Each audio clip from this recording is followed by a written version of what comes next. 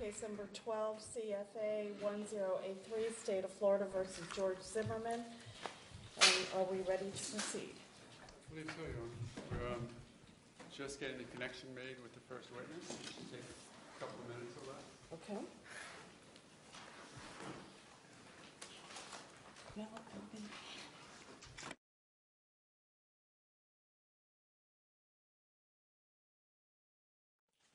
Yes, I can. Good news.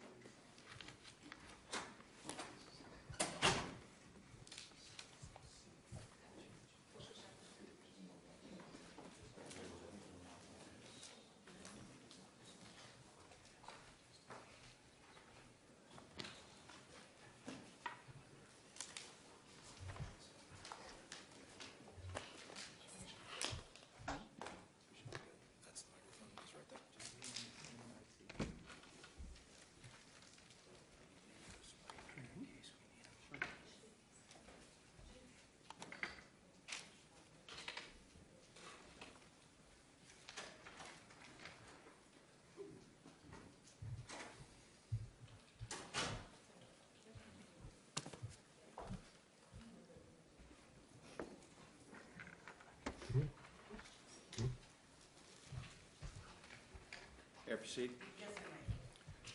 Good morning, Dr. French. Let me do a brief test first. Can you hear me and see me? I can hear you, but I can't see you. That's on purpose. He can't see us, but we can see him. All right, well, let's do a bit of a level test. I guess we're not going to have a two-way video link, but we can see you. And so let's, if we might, Judge, just see if we can all hear each other. Would you... Let's just do a level test. If you would just say something that we can hear at this end. Just introduce yourself, please. Good morning. My name is Peter French, and I'm speaking to you from the UK. All right, thank you. Is that acceptable? if we could have it a little louder. How do we do that? I think when you're control. Okay.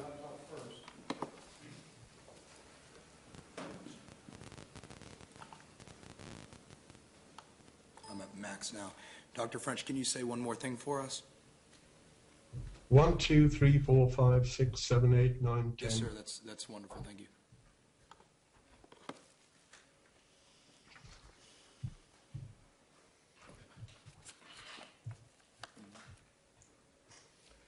Your Honor, the practice has been so far with witnesses appearing by video that the court has sworn them in. Right. Sarah, if you'll please stand up and raise your right hand to be sworn. Dr. French, would you raise your right hand to be sworn, please? I doubt it, if he can hear you.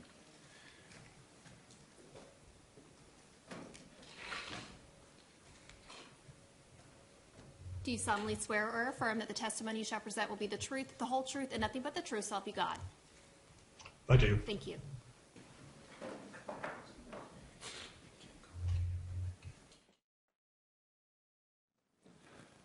Thank you. I think we're all set now. Would you please introduce yourself to the court? Yes, my name is John Peter French. And what is your business or occupation? I'm a forensic consultant specializing in the analysis of speech samples. And do you have a company or professional organization under which you do this work? Yes, I do. I'm the chairman of JP French Associates, which is an independent forensic speech and audio laboratory based in York in the UK. Are you now in York? Is that where you are as we speak? Indeed, I'm in my lab. Would you, let me preface this by saying, Dr. French, you previously provided a summary curriculum vitae to me. Yes, correct. And I have now provided it to Mr. Manti of the State Attorney's Office, as well as filed a copy of it with the court. Has the court received it? I have it on. Okay. So let's talk about that document for a moment first. Does the CV generally outline your current position as you've described it and some of your professional experience? It does, yes. Would you describe then generally what is the work that you do and how long have you been doing it? I was first consulted in 1981, and since the late 1980s, I've been doing this more or less full-time, except that I also have responsibilities for the supervision of research and for lecturing at the University of York here in the UK. The forensic work that I do involves analysing recordings for judicial purposes and also for investigative purposes.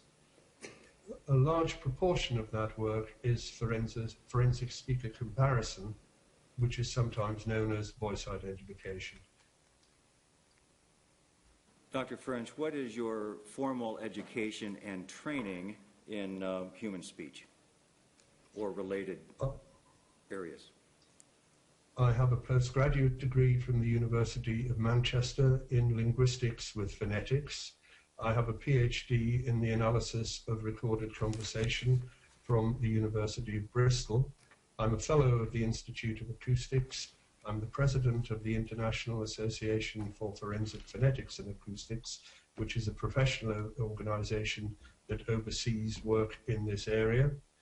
I'm also a fellow of the International Society for Phonetic Sciences and various other learned bodies. I am honorary professor in the Department of Language and Linguistic Science at the University of York, and I'm an editor of the International Journal of Speech, Language and the Law. I'm also chairman of a group set up by the government, by the Home Office here in the UK, which I was asked to establish and convene, which is to do with the regulation of this area and bringing it under government regulation. I've been involved over the years in somewhere near 5,000 cases, maybe a little over that, and given evidence in courts more than 200 times. Consultations have been from countries all over the world: Australia, New Zealand, Canada, lots of European ones. Courts including the War Crimes Tribunal in The Hague. I was involved in the case brought against the former Yugoslavian leader, Slobodan Milosevic. Currently, my laboratory, when I say my laboratory, we're 7 full-time members of staff and 1 part-time. We handle between 100 and 200 cases each year. We like to say that in criminal cases we're very even-handed and will act evenly for the prosecution and the defence. But the disposition of work is simply that there's more prosecution work than defence work. So I'd say somewhere between 70 and 80% of our work in the UK is for the prosecution or the police rather than for the defence. If I heard you correctly, you said 70 to 80% of your forensic work is at the request of the prosecution, typically? Yes. Have you given testimony in courts of law as an expert in your field? Yes, around about 200 times. Yes, and in what jurisdictions generally? New Zealand, Australia, Canada, the Netherlands, the UK, which is split into 3 different jurisdictions, consultations right across the globe. Have you had occasion to be involved professionally in cases in the United States? Only 2 to my recollection, and I think one was a civil matter which hasn't progressed to a court or a tribunal, and the other was for an internal investigation within a private body, a private organisation. In your professional capacity, have you been called upon to train others in your field? Yes, I have. I do this as part of my work here at the lab, JP French Associates. We train junior members of staff. I've also put on course for the colleague, a week long in the US, in fact, for the US Secret Service and the FBI in Washington. Was that a training session where you were invited to travel to the U.S. to train the attendees at this course? Yes, it was to educate them into the methods that we use in our work.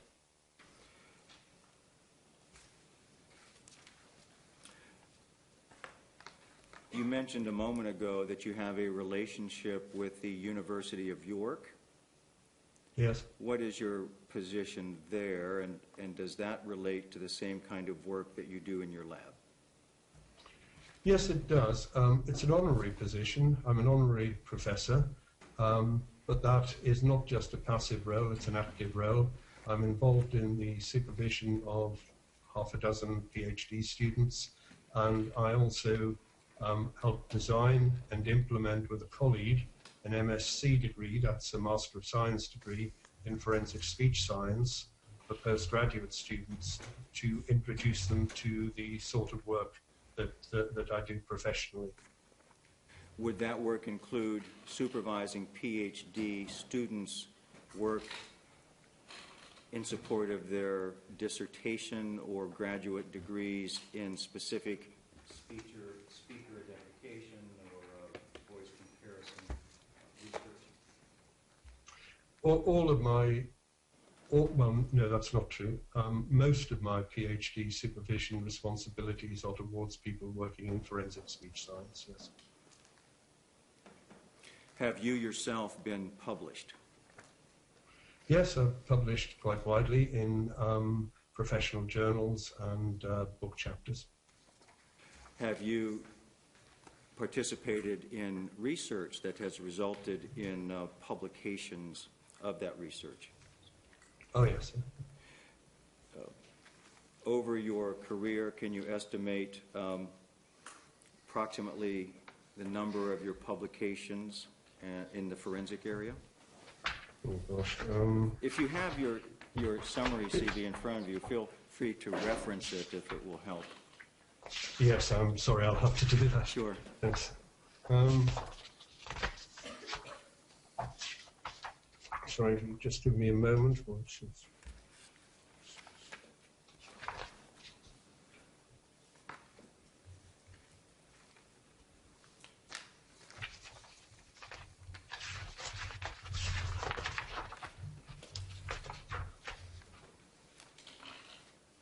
I haven't got the specific number, going on towards 30.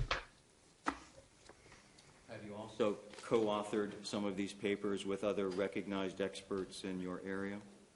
Yes, indeed.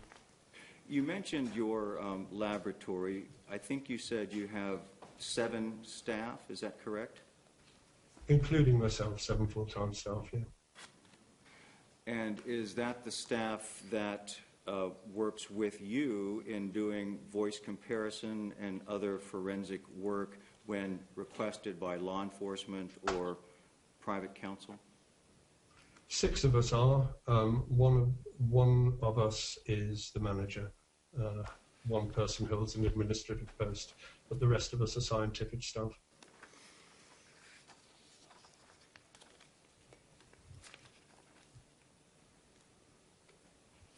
In addition to the scholarly work that you've done, as well as the forensic work, do you also have editorial responsibilities with some of the recognized journals in this area? Yes, I'm an editor of the International Journal of Speech, Language and the Law, with responsibilities for articles on forensic phonetics and forensic acoustics. In addition to which, I'm on the editorial board of a journal called Loquens, Spanish Journal of Speech Sciences, and also an advisory board member of, well, more a magazine than a journal actually, Ring to bring findings about linguistics to the wider public, something called Babel, which is a magazine about language. Have you also presented at conferences, in addition to some of the training work that you've done, where you've had occasion to meet other members of the relevant scientific community? Oh, very frequently, yes. Is making those presentations and attending them a regular part of your professional work? Oh, absolutely, yeah. It's part of my continuing professional development. And a way of me contributing to the field from my research findings and my casework. Is it important to you in the work that you do to stay current as to the methodologies available for voice comparison? Oh, absolutely, yes. Are you experienced and trained in those methodologies? Yes. Have you used those methodologies in your own work? Yes. Are you familiar with the guidelines and standards in this scientific community for voice comparison work? There are lots of guidelines. Some of them, well, most of them are local guidelines specific to particular jurisdictions. But yes, I'm familiar with a range of them. Could we talk generally about the subject matter of voice comparison? Yes. And as you explain that to us, please relate any work that you've done personally or studies that you know of professionally that identify or recognize this aspect of the work. So why don't we start with something as simple as this. When your lab receives a recording and you are asked to analyze it for voice comparison purposes, what are the initial steps that you would take? Well, the initial steps are preparatory ones. What they would normally involve is making a record of all the exhibit references, logging the exhibits, be they CDs, DVDs, or whatever, onto a computer system, the date of receipt, who they were received from, the method of delivery, and so on. From there, they would be logged on to the system, and the next step towards an analysis would be to re-record the contents to a computer server, where they would be stored as standard data, audio data files for further analysis. Once that was done, an initial appraisal would be carried out to see if the material was going to be suitable for the purposes for which it had been submitted. In that regard, are there some basic guidelines that you employ to determine whether the material is indeed suitable for further forensic analysis? Yes, there are. I mean, we take into account three major things. The first thing is, are the samples going to be adequate in terms of sound quality? And we would carry out a sound quality evaluation of them to look at things such as levels of background noise, contamination, the bandwidth of the signal. We would also be looking at the duration of the recordings to see if there was an adequate representation of speech sounds there for a reliable comparison to be carried out. And thirdly, one thing which complicates it rather, we would be looking at just how distinctive or unusual the voice patterns of the person in question appeared to be from an initial examination. Now, there's probably a couple of things I should outline here. Firstly, what we can't do, and which we resist doing in my practice, is to specify an absolute minimum in terms of sound quality, however that's defined in terms of signal to noise ratio, or indeed in terms of duration, either defined as the number of words or the length in seconds. And the reason for that is the feature that I've already mentioned, which is the distinctiveness of the voice. Sometimes if somebody has very unusual speech features or voice features, for instance, voice pathology or speech impediments, it is possible to get a result out of the recordings despite relatively poor quality and despite very brief samples. The other thing I should mention is that use of the samples for identification and for elimination purposes is not symmetrical. So whilst you might need quite a bit more speech and better quality speech for identification purposes, for elimination, if the voices are very different, for example, in terms of accent, in terms of pitch, or in terms of timbre, sometimes it's possible to do an elimination on much less speech and poorer quality speech than that needed for an identification. So this is quite complex, and I think my personal view is to specify for most methods, there are exceptions to this, the biometric method is an exception to this, but for most methods of examination, I think it's not possible to specify a minimum of either in terms of sound quality or duration for analysis. If I understand you correctly, then that the emphasis is on the quality of the recording, Yeah. and specific aspects of the recording that you're being asked to evaluate rather than a bright line rule simply on the length of the recording. Yeah, exactly. Okay. So with reference to quality, what are the issues there, and what do you look for in determining suitability? Well, whether or not it's possible to get a clear picture of how the person pronounces individual consonant sounds, individual vowel sounds, whether you can adequately analyze the timbre of their voice, what we call the voice quality, or whether contaminating noise, extraneous noise, precludes some of the examinations which we would deem to be necessary.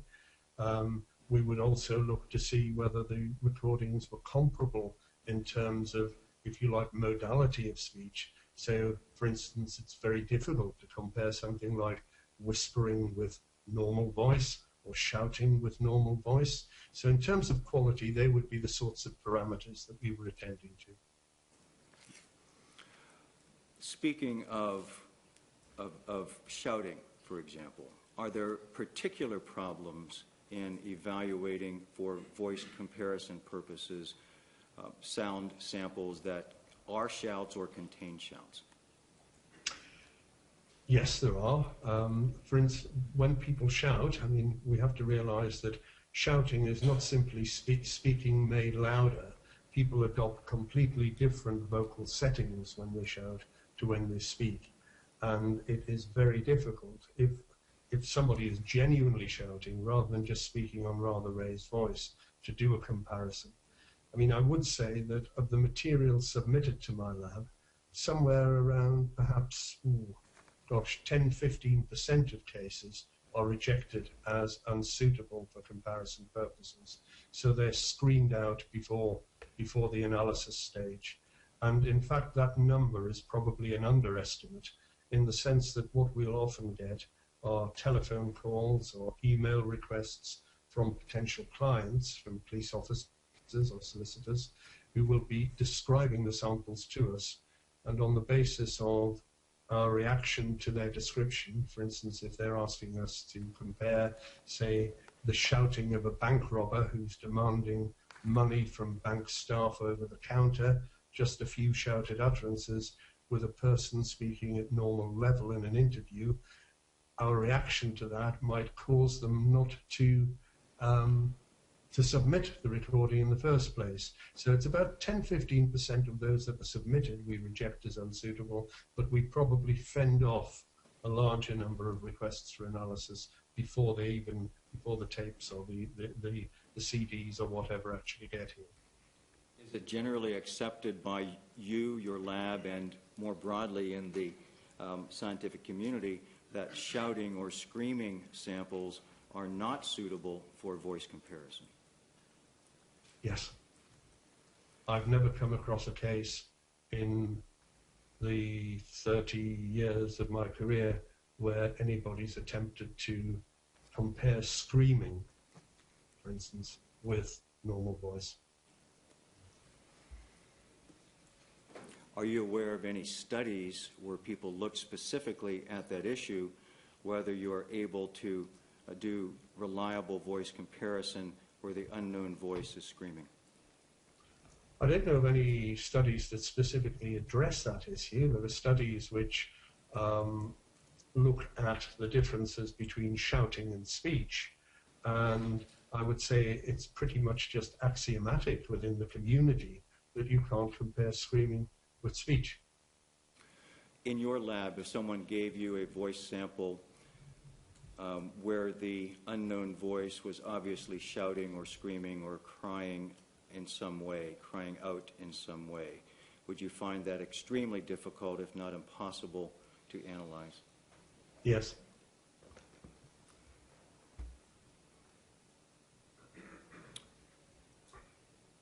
Is there some research that you are aware of that's specifically being done on people that are shouting or crying out in obvious distress, as opposed to shouting for attention, obvious in distress, the life-threatening situation or the death cry that's sometimes been described? Yes, I have a PhD student who has just completed her PhD, which is specifically on that topic. She took, if you like, distress cries from people who are in extreme pain or who are in fact in extremis, about to die or have been fatally wounded or are in fear of their lives, from real forensic recordings which have been submitted to my lab over the years, and she analysed the properties of those and compared them where it was possible. If there was a sample of speech from the same person at normal voice levels, she looked at the differences between the, if you like, the death cries, the extreme distress cries, and the normal speech of the person. Was the research at all encouraging that this can be done, or that can even move toward being done? She didn't look specifically at the issue of whether you could compare the two for speaker identification purposes, but the results of her study, if one were to extrapolate from them, would be clearly towards the fact that you can't, because the way that people react in those situations is very, very unpredictable. You can't say from someone's normal voice what they're going to sound like when they're under severe attack. And similarly, if you had a recording of somebody who's under severe attack, you can't work backwards from that to the properties of their normal speaking voice. Let's talk about that more specifically for a moment. The first part is that, are you saying it's unpredictable how one's voice might react or change as a result of someone being in dire straits? Yeah, I mean, there are some general tendencies. For instance, that people, their pitch goes up. The extent to which it goes up is very, very variable. There are some cases where it goes up only by a factor of about 4, and there are other cases where it would go up to by a factor of about 9 or 10. So you can't actually say just how far the pitch is going to be raised when somebody is in a situation like that. The other thing is that the lower vowel resonances are also raised, but the degree to which they're raised, again, is unpredictable and variable from speaker to speaker. One thing that does happen is that the timbre of the voice, what we call the voice quality, can't in any way be analysed from screaming. In addition to the changes on the voice itself, would typically voices that are screaming or yelling out limit other voice characteristics that might typically be used in voice comparison? Oh, absolutely. If you listen to someone screaming, even if there are words there, even if you can be sure there are words there, and very often you can't, the way that the vowels are screamed is very, very different. I mean, it's a well-known feature which is repeatedly reported in research, that when someone's shouting or screaming, the vowels get longer, but the actual quality of the vowels changes as well. Consonant sounds lack all definition. You can't compare those. I mean, if I could maybe just loop back a little bit and tell you a bit about how we routinely carry out the analysis and the comparison of samples in the laboratory, the specific parameters that we analyze them on, and then I could maybe tell you which ones you can still examine if someone's yelling and which ones you can't. Yes, thank you. Yeah. Generally, the method that we carry out, and which is very, very prevalent, in fact, having recently carried out, I've had a PhD student, another one carry out a survey of voice comparison practices internationally. Of the people, I think she surveyed about 40-something analysts from different countries. 75% of them used the combined auditory phonetic and acoustic phonetic method. If I could explain what that is, the auditory phonetic method involves analytical listening. In other words, you're listening to the speech samples and analyzing them by ear in terms of a variety of different parameters. This isn't like ordinary listening, the sort of listening that you're probably doing to me at the moment and I'm doing to you, where we're listening to the content of the speech, i.e. what's being said. We're listening to how it's being said. And within the auditory phonetic tests, we attend to the following parameters of speech. We would be looking at how the individual consonant sounds and the individual vowel sounds are pronounced, and we'd be comparing that across the samples. So, for instance, we might be looking at how the T sounds, the T consonants are pronounced, how the L's, the M's, or whatever are pronounced. And in order to do that, we've got a much sharper tool than the Roman alphabet, which we all used to read and write with, which it wouldn't really do the job. So that we would use the International Phonetic Alphabet, which is an extended system of symbols and notations that help you capture the fine-grained nuances, the details of pronunciation, and we'd compare those across the samples, across the two recordings. We would also be listening to the prosody of the speech, in other words, the speech rhythms, where the major stresses fall. We would be looking at the rate of speaking, the rate of articulation, which we might be measuring in terms of syllables per second. We'd be looking at the intonation of the speech, which is the rise and fall of the pitch of the voice across utterances, in other words, the melodies of the speech. We'd be attending to the voice quality, or the timbre, as I've referred to it. In other words, what sort of voice is it? Is it a creaky voice? Is it a breathy voice? Is it a harsh voice? Is it a nasal voice? Is it a denasal voice? Is there evidence of tension in the larynx when the person speaks? Do you get that sort of effect?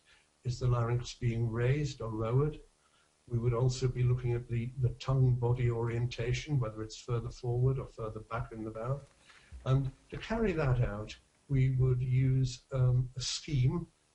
University of Edinburgh developed a scheme called VPA, Vocal Profile Analysis, which has in it 38 different settings. So we'd be scoring the samples in terms of whether they were creaky and just how creaky they were, breathy and just how breathy they were, and we'd be assigning them a breathiness score, a creakiness score, a nasality score, a score in terms of raised larynx or lowered larynx, and so on and so forth. And within this scheme, there are 38 different, the version of the scheme we use, 38 different settings. So collectively, the examinations of the voice quality, the timbre, the intonation, the prosody, the individual vowels, the consonants, the rate of speaking, they make up the auditory phonetic tests, the analytical listening tests that we do. In addition to those, there's a second group of tests which are known as acoustic tests or instrumental tests.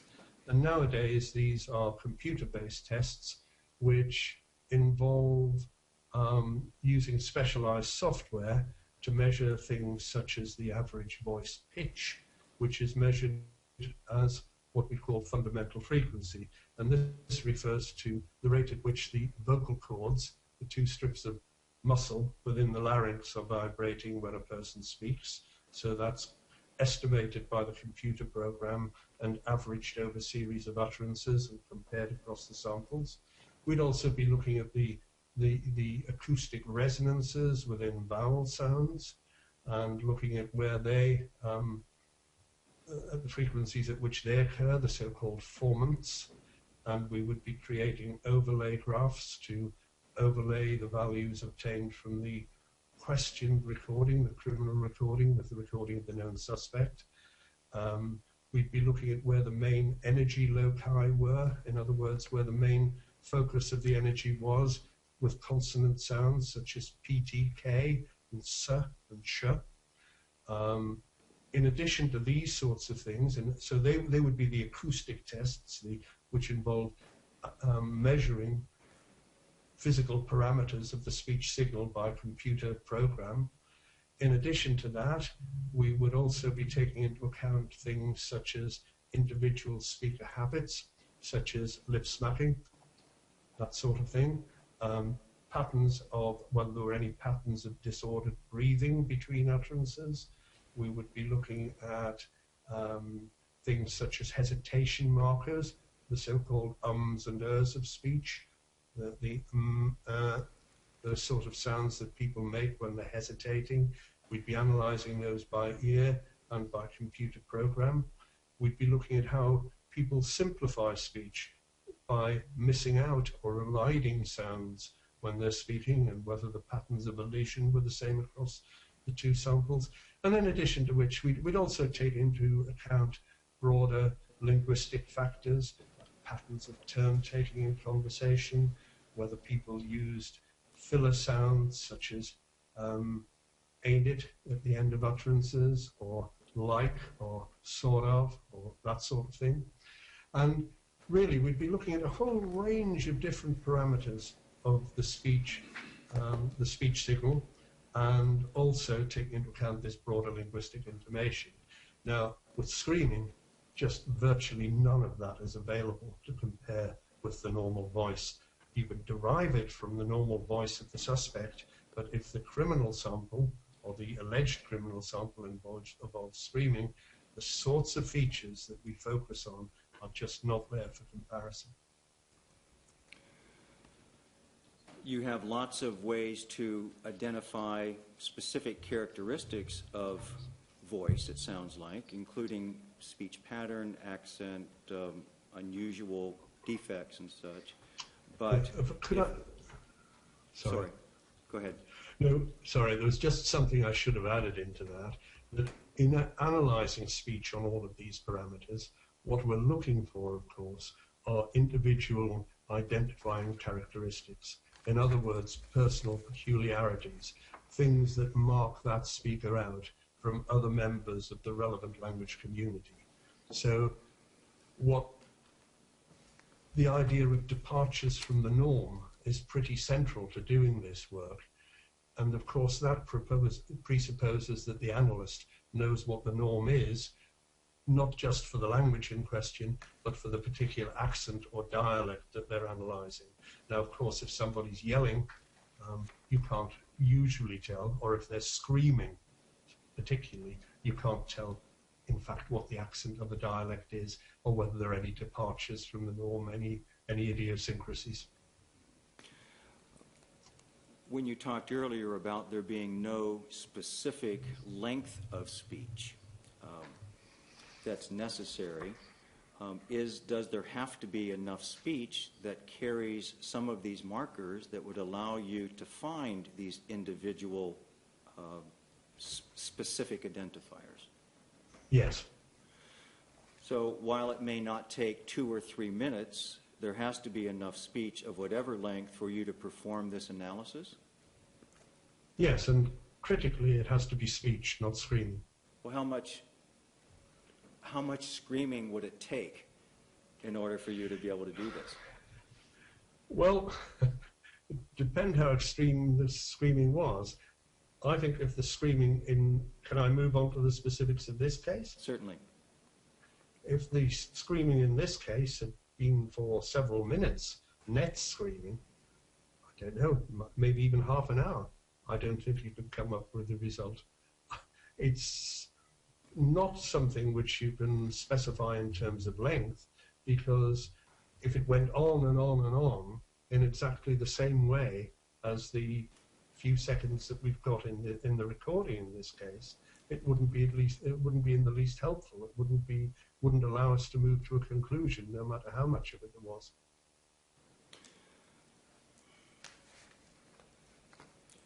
Thank you, Dr. French. I guess the idea that you're talking about, though, presupposes that you have a sample for comparison. And does that sample for comparison need to be the same or similar?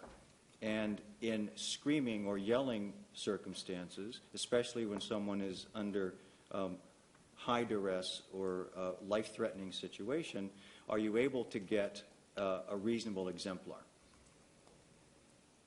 No, generally speaking. If somebody's in genuine distress and they're in extremis, you wouldn't be able to get a reasonable exemplar.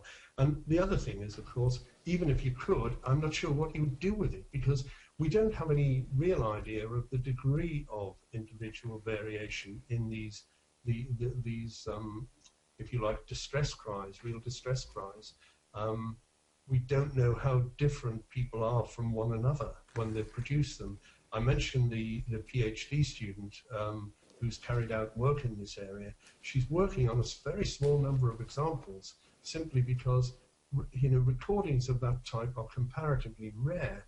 And the problem is that it may be that one person screaming out in those circumstances could sound like others, even though the patterns are unpredictable. You could get happenstance correspondences. It's really uncharted territory, this.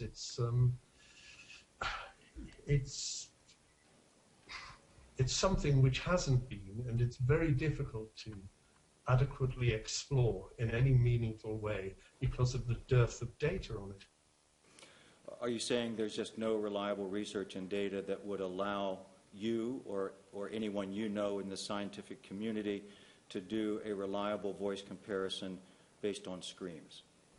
Yeah. And would that include the audio recording in this case? Yes, it would, and it would also hold true irrespective of what method of analysis one would apply to it.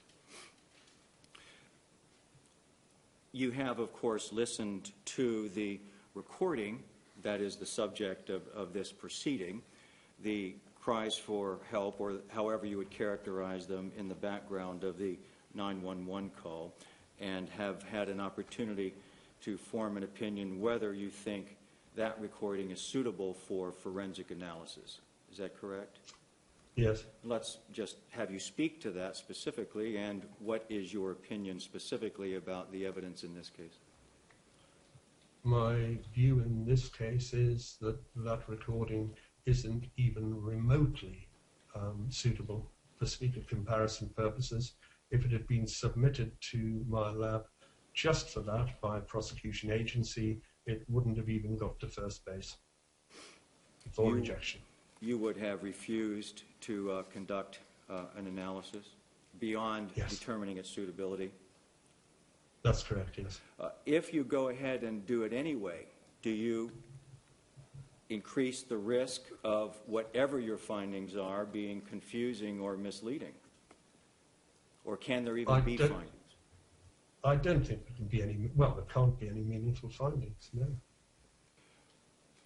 Essentially, I've never heard of it being done before, and I think there are very good reasons for that. have you explained those so far? Are there additional good reasons why you wouldn't undertake a voice comparison under these circumstances? No, I think that pretty much sums it up with regard to the methods that we routinely use in the lab. There are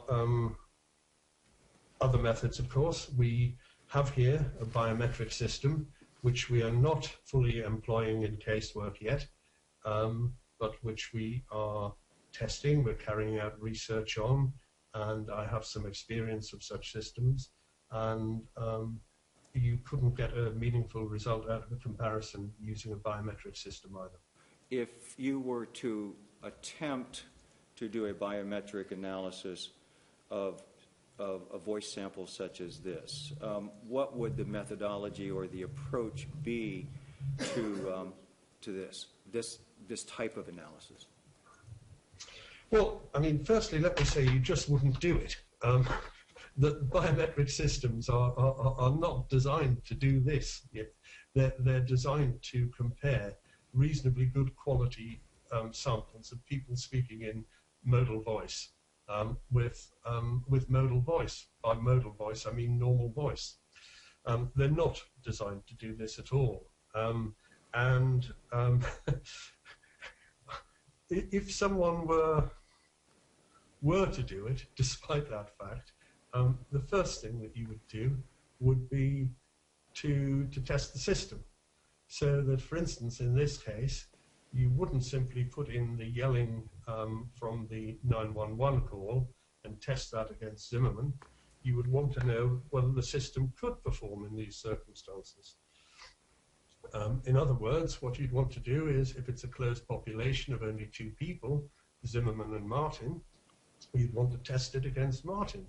And if it rejected both of them, and it could only be one or the other, then you would know the system didn't work. That would be a basic test. However, you would want to do much, much more than that. You want to, I suppose, try and get people to emulate this very, very high-level screening. It'd be difficult to do. Don't quite know how you do it to make it realistic, but you'd want to have a number of subjects, I don't quite know how many, talking at normal levels and also screaming at very high levels, and you'd want to test the system to see whether it could actually marry up the screamers with the normal voice of the person who'd done the screaming. So you would test the system at some length, and you would also want to calibrate the system to set the thresholds, and they would have to be established as being appropriate to the data.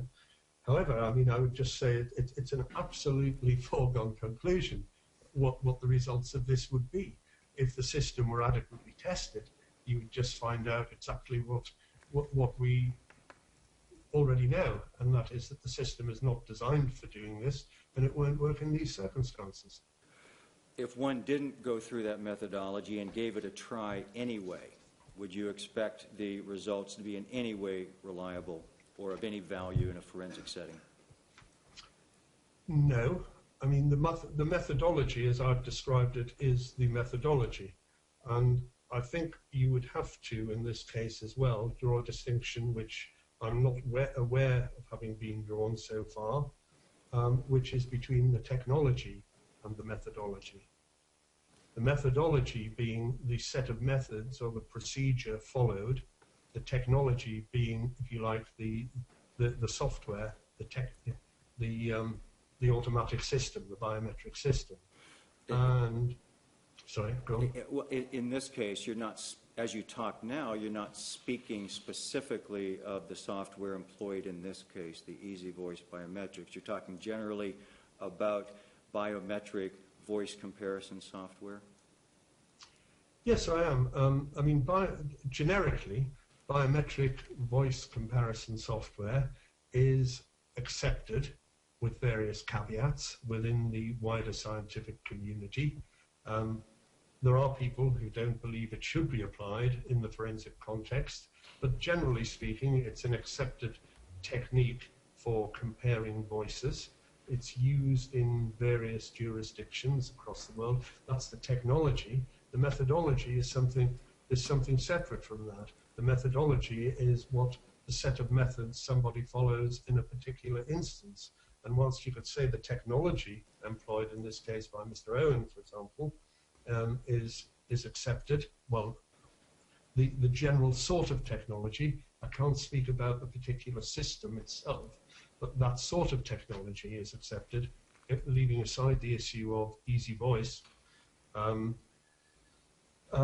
But the methodology utilized would not be accepted within the wider scientific community because of lack of testing of the system and also various other things that have happened.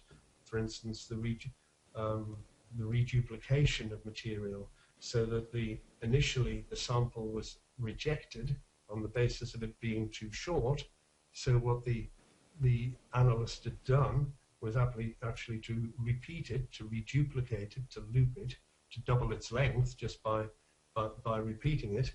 In other words, to fool the system in believing that the sample that was being put in was actually longer than it was. So, I mean, that would not be an accepted methodology within the wider scientific community. And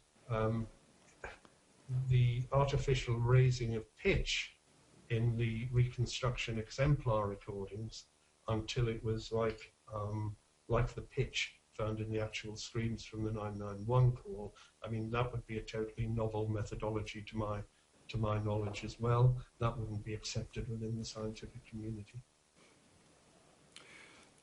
Dr. French, you mentioned that you employ various methodologies in your voice comparison work. You've now talked briefly about the computer software approach. Are you also familiar with the oral spectrograph approach? Just before we come on to that, I should perhaps mention that I don't know of any laboratory that would only use the biometric approach, the ASR approach. People who use that tend to use it, well, in fact, use it together with analytical listening or some other form of testing. So, for instance, my laboratory, in considering whether we're going to adopt a particular system that we're trialing at the moment, wouldn't be adopting that as an alternative.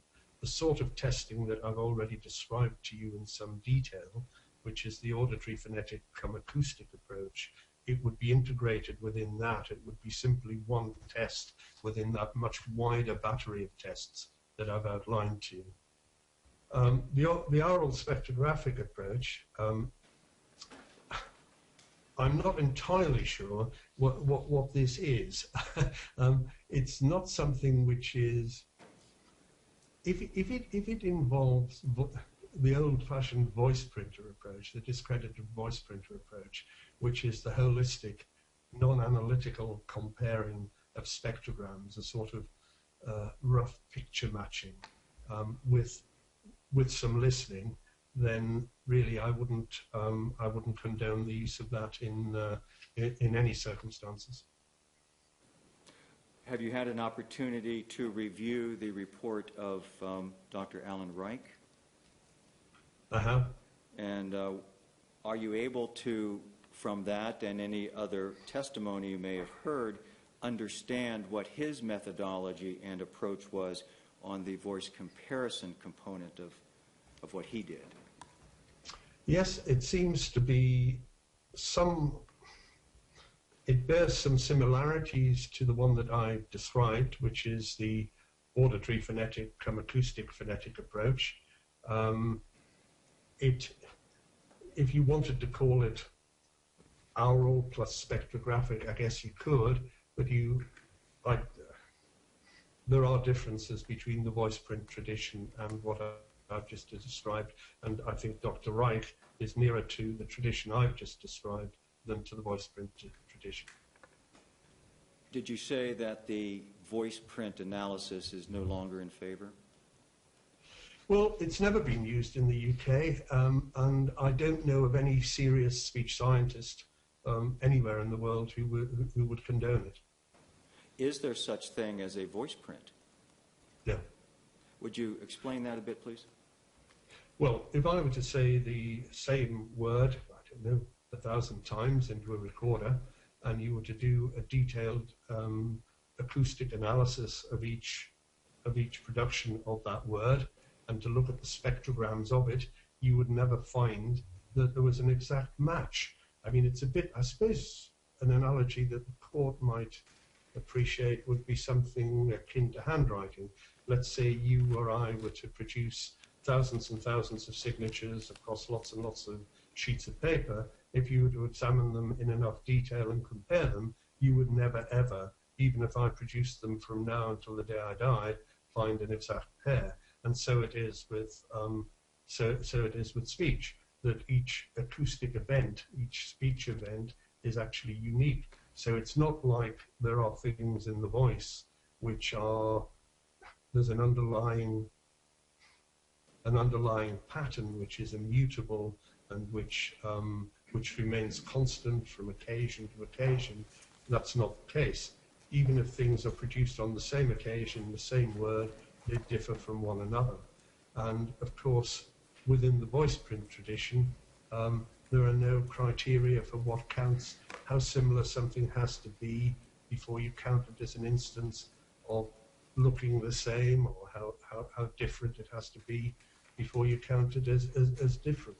It's all, there's no real theoretical underpinning at all to the voice print approach. For someone to use that analysis in this case would, if I understand you correctly, place too much reliability on a method that's been shown not to be reliable. It's not even reliable with normal speech, let alone what we've got in this case. We were speaking of Dr. Reich's work. You seem to have some reservation or maybe even some confusion about what it was he actually did. Are you able to speak any more as a speech scientist and someone in the both academic and forensic scientific community about his analysis? Yes. There are a number of things about it that I find disturbing.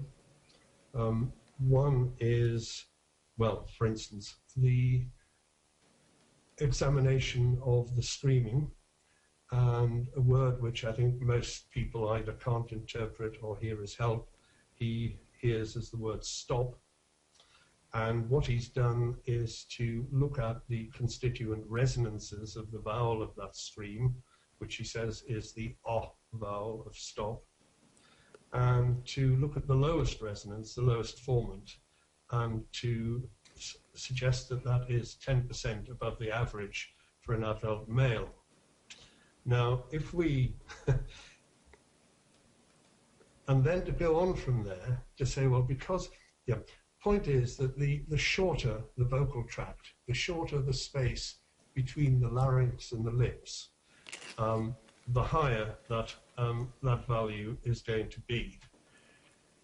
He suggests on the basis of that, because it's 10% higher than he would expect it, that the screamer has a 10% shorter vocal tract than one would expect, and therefore this is consistent with it being Mr. Martin, because he is in his late teens, and therefore you would expect him to have 10% of his growing to do, and that would include 10% of the growing of his vocal tract. Well, I mean, there's no way of establishing a direct correlation between the amount of growth somebody has to do and the value of the vowel formants, the vowel resonances. And the other thing is, if we look at most of the studies of shouting, they all report an increase in the frequency of the first resonance, the first formant anyway. So I find that very disturbing, and I can't see any basis for that claim whatsoever. More to that for a moment, if I might, Dr. French, for clarification. Are you saying that there is no accepted literature, no accepted method in the scientific community to identify a speaker's age by the frequency that Dr. Reich has described under the circumstances? I'm sorry. There is no accepted methodology within the scientific community for identifying a speaker's age from the constituent resonances from the formants of them screaming. No. Do you think that a 29-year-old in a life-threatening situation may vocally be able to make that sound? I think a 50-year-old would. So that's not age-related at all, in your opinion? No. The first formant, the lowest resonance, increases in frequency with the opening of the mouth. And when people yell, their mouth is generally much more open than it is when they're speaking normally. Dr. French, do you have training in phonetics? Are you a student of this area of study? Yes. I know you mentioned earlier that you are have a PhD in the analysis of recorded conversation, but that you also have a degree in linguistics with phonetics. Yes, my PhD was not on phonetics. It was on conversation analysis in classrooms. But my postgraduate training was very much in phonetics. I've also trained since then under various other people at different points in my life in different aspects of phonetic analysis, and I'm called on to train other people.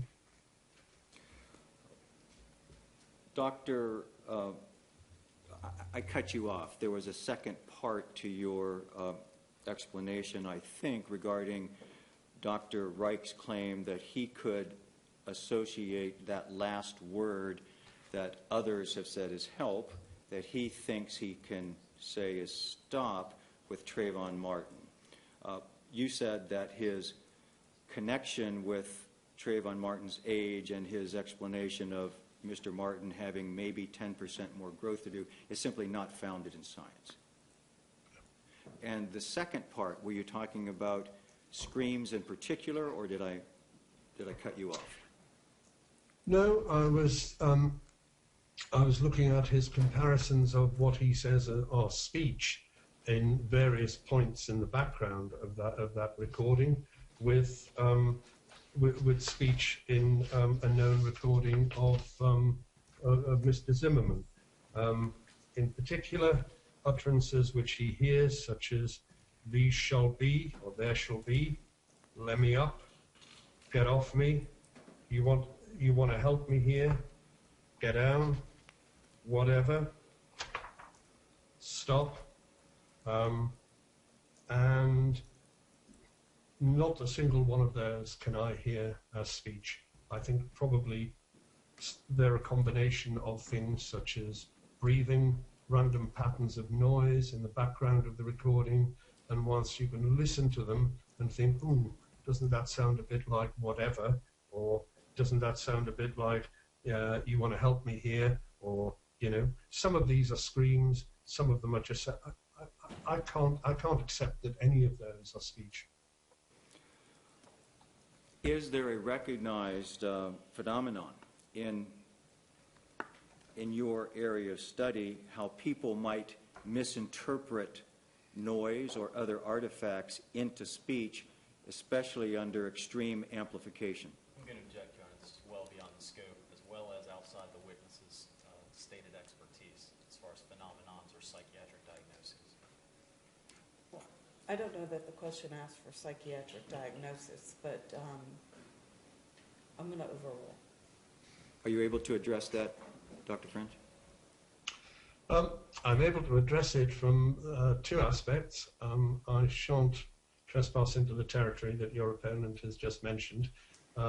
There's a very substantial body of work by Dr. Helen Fraser in Australia on looking at how people can misinterpret speech-like utterances and speech in recordings of poor quality, and also from the viewpoint of my own experience, it is not infrequent for people to hear patterns which they believe are speech in the background sounds of recordings.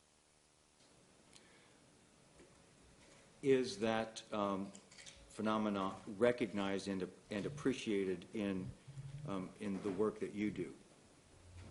Yes, it is. It's something that we're constantly exercising caution against in our own work, and always we would err on the side of caution. How might you minimize the effect that the listener may be biased by influence of a predisposition, perhaps, or a preconceived idea of what they think the facts of the case might be, or even that they're hearing real words as opposed to artifacts and noise? Well, over and above exercising a general caution against it, I don't think there is a way. One thing I would say, though, is if you were simply presented with the screams in this case, with no background information, if they were just edited out of the recording end to end and given to an analyst. I don't even think you could be sure that the person was screaming in English. I don't even think you could be sure that the person was male rather than female. And it's that sort of background information that people use in bringing to bear what's happening.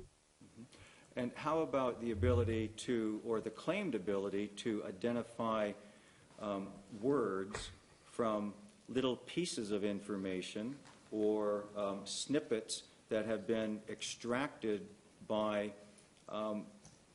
multiple levels of amplification, and basically the sub-level of what you can, or I'm saying that very poorly, I apologize.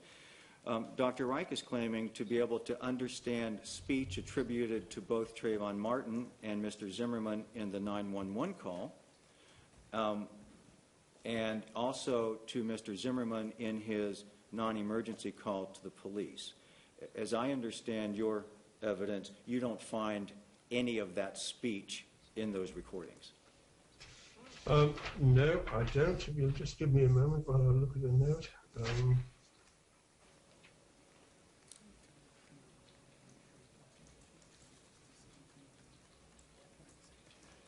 No, I'm just looking at it from the Zimmerman 911 call.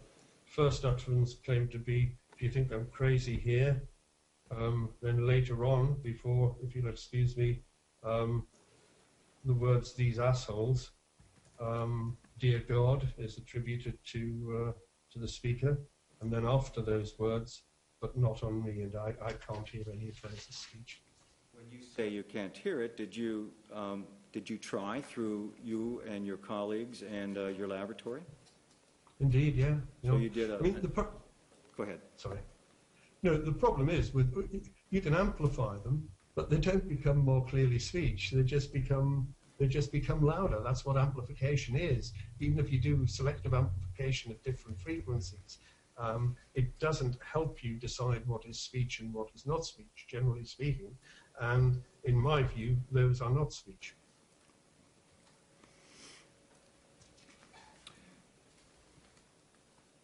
Thank you, Dr. French. May I have one moment, Your Honor? Should we take a few-minute recess now? I'm about finished, but... Well, why don't we finish it up and see, and we'll take a recess after we finish with the witness. Just stand by, please, Dr. French.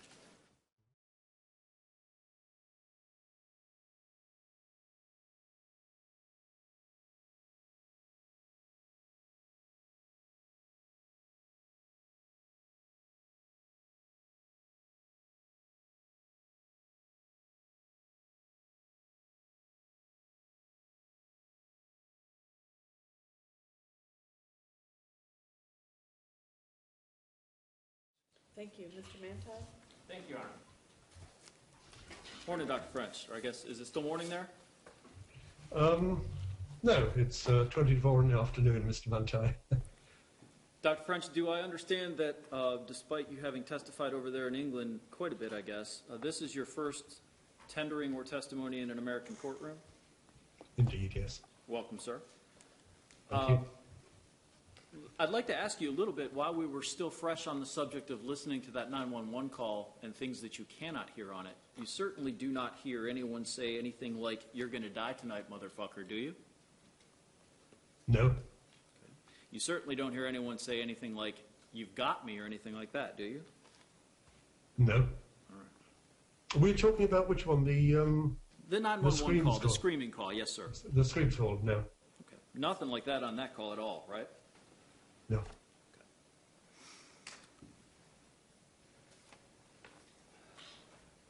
Dr. French, I'm not saying that, sorry, if I could just amplify a little bit on that. Sure. I'm not saying that there's nothing on there that could, with a bit of imagination, be construed as things like that, but I can't see anything, I can't find anything on there which I would hear as those things. let me ask you just in general terms about the amount of effort or physical energy needed to produce the sounds that you heard as screams from the distance, and I understand you're familiar at least with some of the basic facts that these were recorded at some distance away, even from the outside of a building in which the telephone recording them was located. You familiar with those facts in general? Yeah, my understanding is it was maybe about 40 feet, am I right, from the screaming to the telephone? From the outside to the inside of, I guess, an apartment? Or Yeah, yeah. and sort of, I guess, in competition with the voices of the other folks that can be heard on the tape. Yes, sometimes the screaming is in fact overlapped by the speech of the caller or the speech of the operator. So tell me a little bit about how much sort of effort or power would be required to kind of generate anything to be audible at all at that distance and given those conditions. Well, you can't really address that because it would depend on a number of factors. It would depend on whether the screamer was, their mouth was facing towards the apartment where the telephone was situated, or whether they were facing away, or whether their head was at right angles to that. It would depend on whether or not at a particular moment the person who was making the call had the microphone of the mouthpiece of the mouthpiece of the telephone pointing towards the scene, or whether it was pointing in the different direction, how close she or he had the telephone handset to their face, a whole range of things like that. And it would also depend on the quality of the line, the particular connection between the telephone and the control room where it was recorded, and the equipment in the control, so on. I mean, so there's a heck of a lot of variables there, really, to take into account, and I don't think I could give any meaningful view on how much effort would be required. Let me ask you about some of the physical variables involved, and by physical I mean the person producing the sound that we interpret as a scream. Did you detect anything there that would suggest that that was being smothered or interrupted or anything like that? Couldn't tell you either way. Okay. I'm sorry, I didn't hear the answer. I believe you said you couldn't tell us anything about that either way. That's correct, yes. Okay. Yes, a lot of it was overlapped with, I'm just looking at, if I can just refer to it. Wait a minute.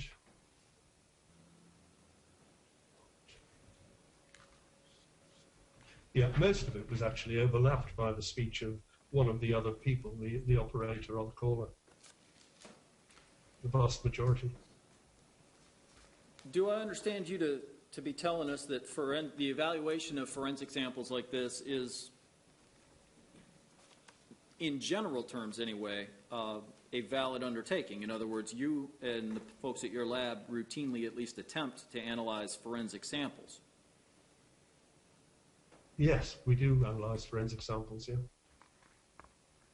And I think you mentioned that you do not advocate or specify any bare minimums in terms of the amount of words or the duration of the signal or anything like that. That's correct, yes. You did say that you need much less of that sort of thing for elimination purposes, potentially, than for inclusion.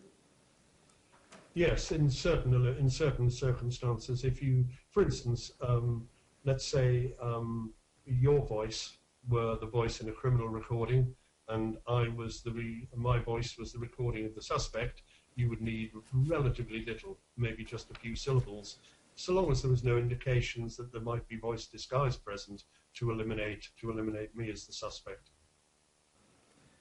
Doctor, has anybody indicated that you're in any way the suspect? My understanding, Dr. French, is that your examination of these included listening to these samples repeatedly, listening to the edited version of it, meaning the screams have been pulled out, so listening to those by themselves, looking at the formant frequencies, measuring the fundamental frequencies, and that sort of thing? Yeah.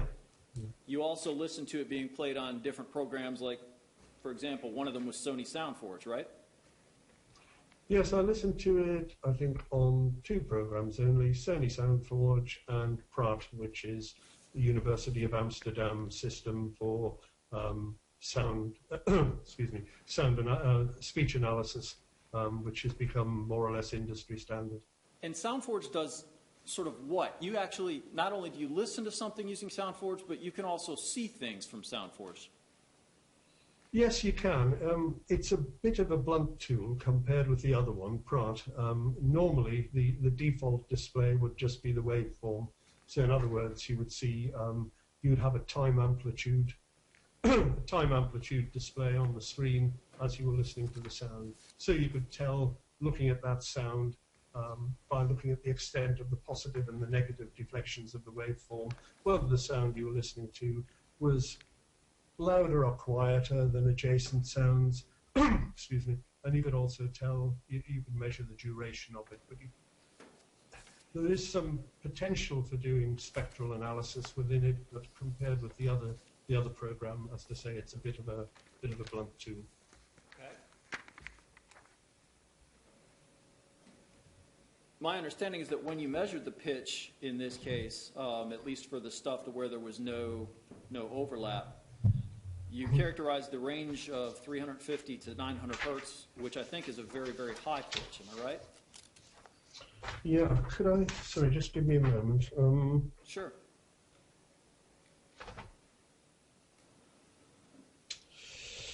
Yeah, I think I may have recalculated this material with the assistance of the person who did the PhD specifically on screaming, because it's very difficult to do pitch estimation based on screaming, and she developed a particular technique for doing that within the context of her doctorate. So the figures are a little different from those that I gave you in deposition.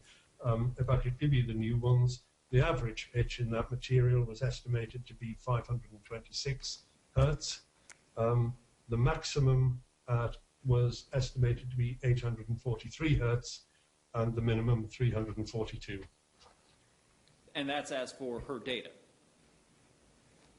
No, that's as for the screams edited out of this recording. Okay, so you recalculated the data for the screams edited out of this. Why'd you do that? Just simply because what I'd done in the first instance was just to use the default program within the piece of software that I mentioned, Pratt, whereas the person who'd done the PhD had developed within that PhD various techniques for adjusting the pitch to get rid of errors, because it's not designed really, no softwares, it's speech analysis software is not designed for measuring things in screaming, and therefore it's prone to make errors. So what she developed was particular ways of coping with and eliminating those errors. So I reran the analysis with her assistance using those particular techniques, and got some new figures, which are not very different from the original ones, but a little bit so.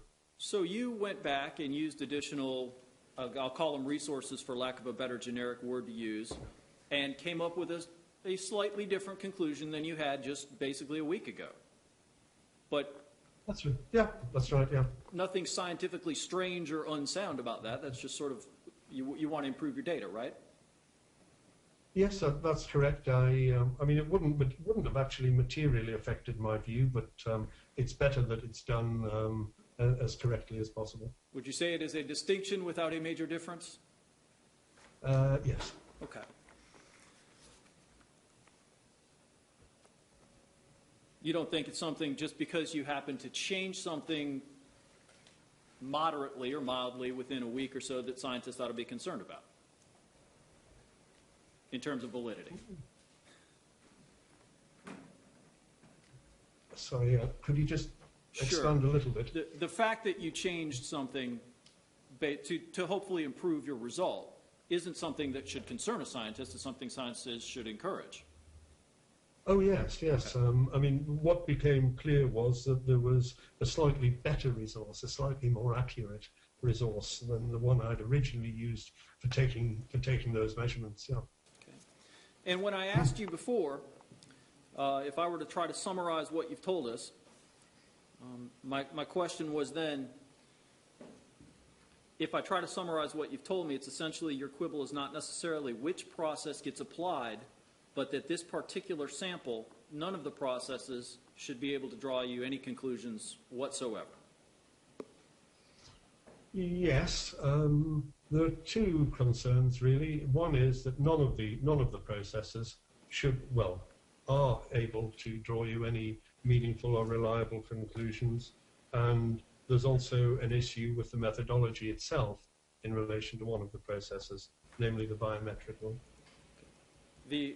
When you say the methodologies, you're talking about whether or not these. Let me be a little more specific. The methodologies that you've described, whether it is the biometric approach or the auditory acoustic combination approach, neither of those by itself in concept is problematic, but your opinion is that they should not be applied to samples like this. No, that's not quite right, actually. Well, okay. Yeah, one thing is neither of them should be applied to samples like this. The other problem is with the biometric one. I think what we need to do and what the court needs to be aware of is a distinction between, on the one hand, technology and on the other hand, methodology. So whilst the concept of biometric technology is accepted within the broader scientific community, the methodology employed by Dr. Owen would not be accepted within so it's the methodology itself employed by Dr. Owen, Mr. Owen, which would not be accepted within the wider scientific community. So it's not just the application of it to these data, it is the methodology itself in relation to the biometric approach used here. Let me ask you about the discussion regarding the vocal tract measurement and the possible correlation or possible non-correlation. Do I understand you to say that you really can't draw any correlation between the age of a person and the overall pitch of their voice? When they're screaming. Okay. In general terms, would you say that younger persons who have not either completed puberty or physically finished developing will have a higher pitched voice than they will after they've finished? Yes. So that's certainly people who haven't undergone the voice change, men and women, if they haven't undergone the voice change, generally speaking, they'll have a higher pitched voice than when they have. Thank you, Dr. French. If I could have just a moment, Your Honor? Yes, you may. That's all the questions I have, Judge. Thank you. Thank you. Any redirect? Mr. West?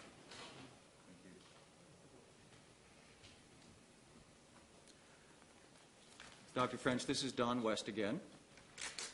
With that last subject, can you talk a little bit more about when the voice changes?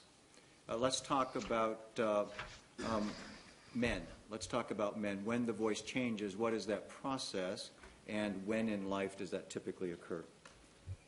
It would typically occur in the early to mid-teenage years. I'm not a specific expert on that, but generally speaking, within between the ages of, say, 12 and 15, 16, maybe even a little bit older in some cases. And what happens is the lowering of the larynx, the enlargement of the larynx, the enlargement of the sinus cavities, and this creates changes to both the quality of the voice and to the pitch. Is it also the time when the voice changes, is it also associated with other physiological changes in the body? Well, generally with puberty, yes. And what are you familiar with the kinds of physiological changes that are typically associated at the same time that the voice changes? My memory is that long, yes. For example, facial hair or pubic hair, those kinds of things typically associated with physiological changes in this stage? They are. I'm just becoming a little concerned, Mr. West, that I might be straying outside of my area of expertise. Sure. And giving, if you like, information that the average judge or juror, trier of fact, would themselves be able to answer just as well as me. Certainly. Would you know from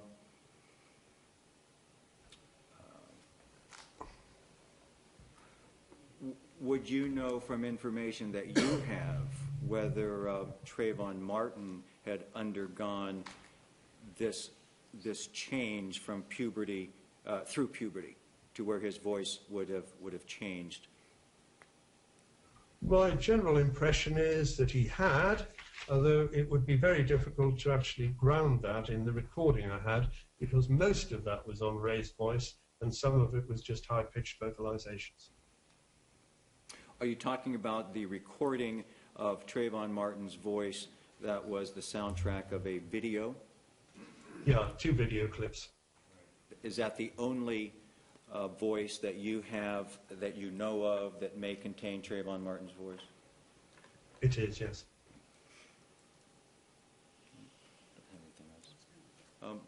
I have no other questions.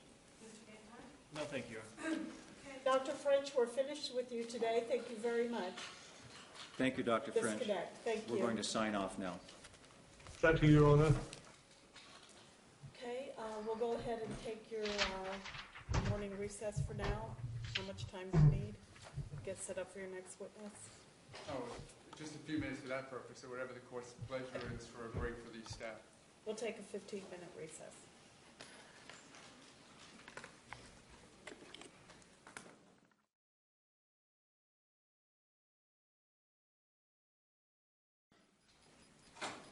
Please be seated.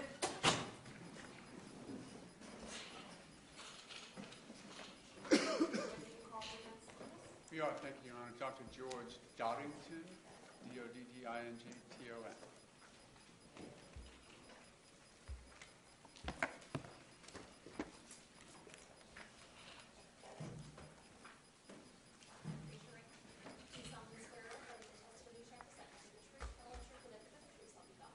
I do.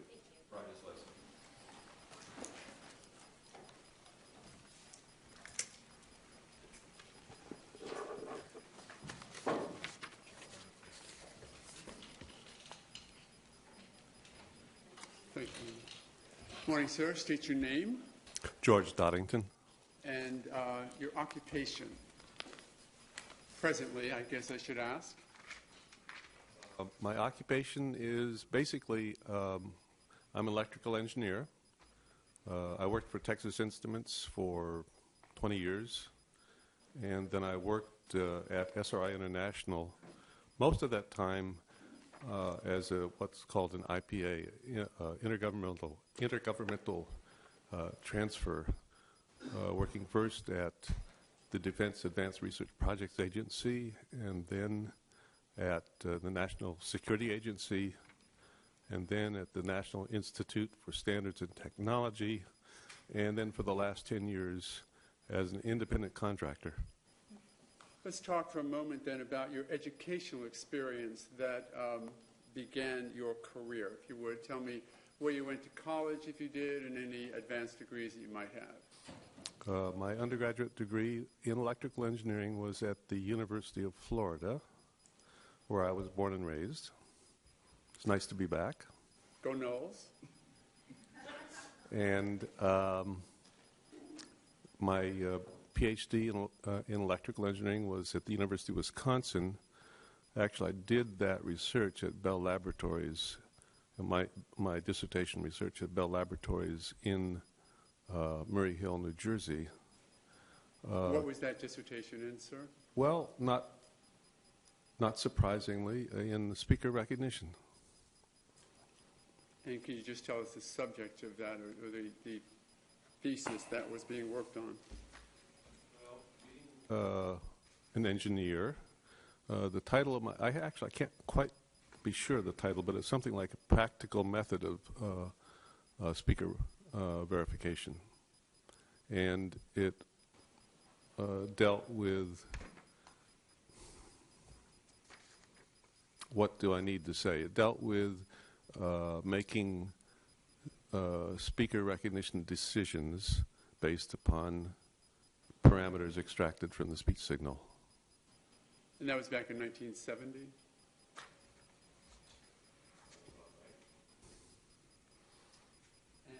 Did you then continue through your professional career in endeavors wrapped around speaker recognition and voice recognition?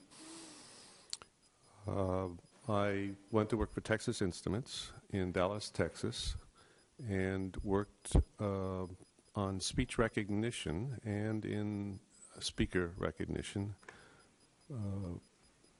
Much of that under contract with the Air Force. The speaker recognition work was funded by the Air Force primarily. The speech recognition work was internally funded by Texas Instruments.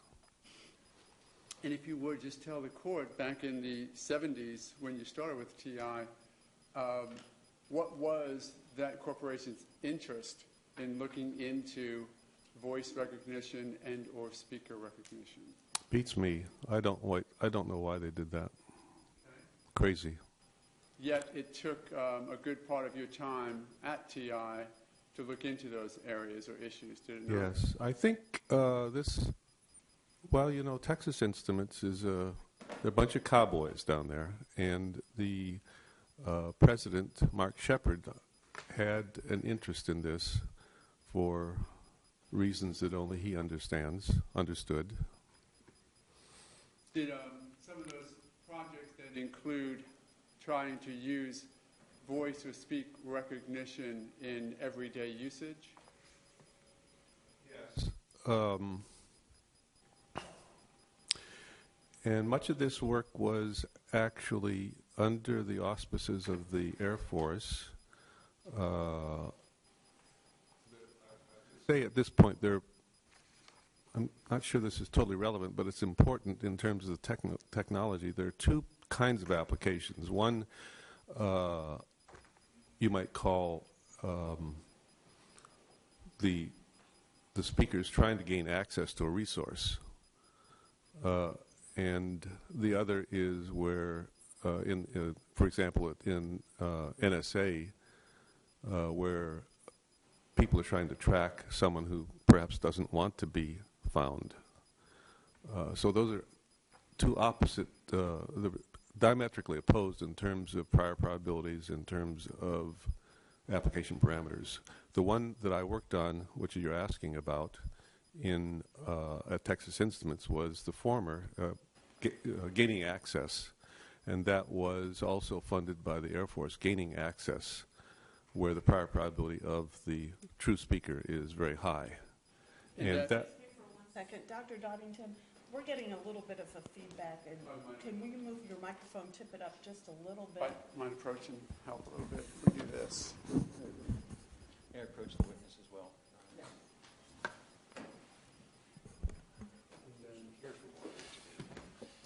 Hey, why don't you come just speak naturally to me for a moment? Okay. Okay, just tell me your name again. You already know my name. Okay, that's better. I'm not getting the puffing sound. Thank you. Let us then spend a moment, if we might, on some of the projects that got you into this area of study back when you were at TI.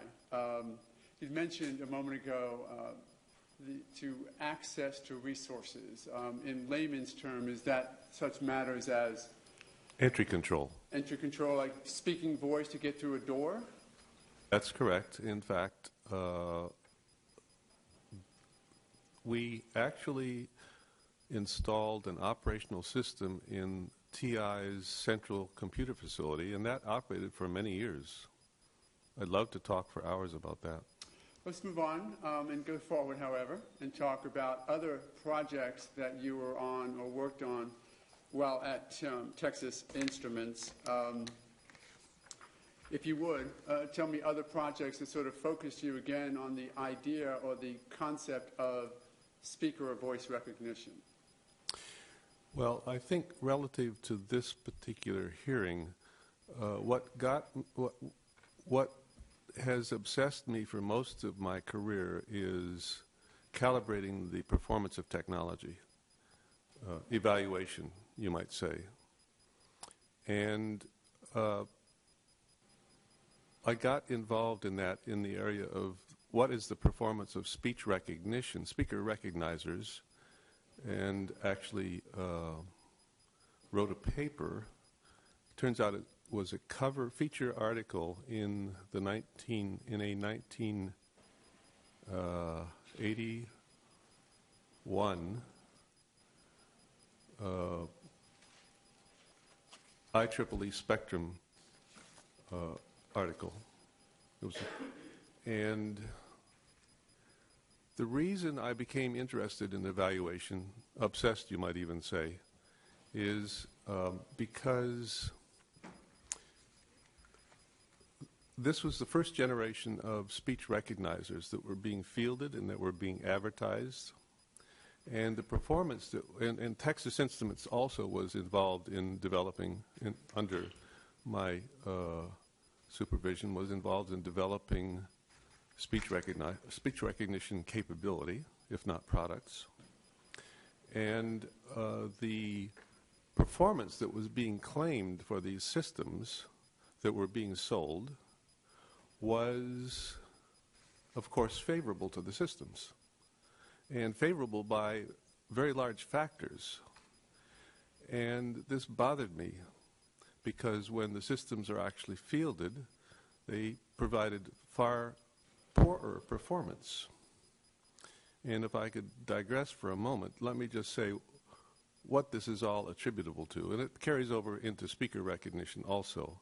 And that is that in the speaker recognition case, or in the let's say the user identification challenge, you try to measure, do biometric measurements, measure biological or physical attributes of the person to try to identify him. And I would like to say speech is different. Speech is not like fingerprints. Speech is not like iris scans. Speech is not like DNA. All these things are physical artifacts. Speech is an energy signal. It is a performance. It is like a dance. It is, while in a dance or in speech, there are underlying anatomical constraints. The vast majority of what you experience is learned performance. Now, there are, of course, idiosyncrasies unique to the individual in these performances, but they're subject to variation due to many factors. I want to speak about those more in a moment when we talk about how you got to the level of expertise that might bring you here before the court today. I want to spend a few more minutes, though, on your experience level and your training that had gotten you to that point. So we were talking... Going back to the paper that I wrote in 1981, I basically just did an evaluation of, I think it was 6 commercially available speech recognizers that the companies that were fielding them cooperated to do the evaluation, and I published the results in the IEEE Spectrum. The performance of the systems, as you might expect, was significantly poorer than they were advertising. Okay. Tell me, in your work then at Texas Instruments, first of all, what level or what was your position at TI while you were there? Well, I'd like to tell you what my final position was, which is Chief Speech Scientist and TI Senior Fellow. I was the 7th. And tell the court, if you would, as a Chief Speech Specialist for TI, what were your duties? I basically ran the speech research laboratory. We were small, but we were very good. And did that include then certain projects that you're working on for the military, as you've mentioned a moment ago? Yes. Are there projects that you can discuss with the court today that are no longer classified? The work that we did at Texas Instruments was classified. And can you tell the court then about your experience in assisting in the formation of the speech recognition software for the F-16, for example? That was a fun project. The Air Force and, well, TI wanted to provide advanced speech recognition support to the military's program. It was a AFTI F-16 flown out at Edwards Air Force Base. AFTI, AFTI, Advanced Fighter Technology Integration, I think. And that was a continuous speech recognition system that allowed the pilot to interact with his avionics while flying the F-16. And there were some very nice testimonials that some of the test pilots gave on that system. I have somewhere in my collection of videotapes some of those. I could bring some and show them if you'd like. Within the context of the work that you did in order to perfect that system, can you advise the court what were some of the variables or some of the concerns that existed in attempting to create a reliable voice recognition program? Oh, are you talking about speaker recognition now? Sorry, speaker recognition, yes. That really was not a speaker recognition effort. That was speech recognition. And so maybe it's not relevant to this particular case. And then speak about then the difficulties with speech recognition that were apparent in the work that you were doing then. Yes, the variability of speech is the ultimate challenge. And so, of course, these systems always are error-prone. There's no system that never, ever makes errors. And our job as speech technologists is to create technologies that are robust. In fact, the term robust is a very common term in speech research symposia. Then let's move forward. And how long were you with Texas Instruments? I graduated from TI after 20 years because I was more interested in pursuing the technology than in pursuing the products. And so I graduated and went to SRI International in Menlo Park, California. And what is that? And tell me that company, what is that company? SRI International. SRI stems from Stanford Research Institute. And what? It's not associated with SRI, with Stanford anymore, but it is in Menlo Park, California. And what was your work with that company? I joined their research team as a senior scientist. And on my second day of work, I was contacted to be borrowed to the federal government to work for DARPA, the Defense Advanced Research Agency. So I really have very little work experience at SRI International. When you began working then with DARPA, what was the focus of your work with DARPA? Well, I was a program manager there at DARPA, and my responsibilities were expanded at that point to all of human language technology, directing programs for DARPA to advance the state of the art in human language technology. I carried with me my obsession with evaluation and imposed upon all those programs what everyone calls now evaluation-driven research.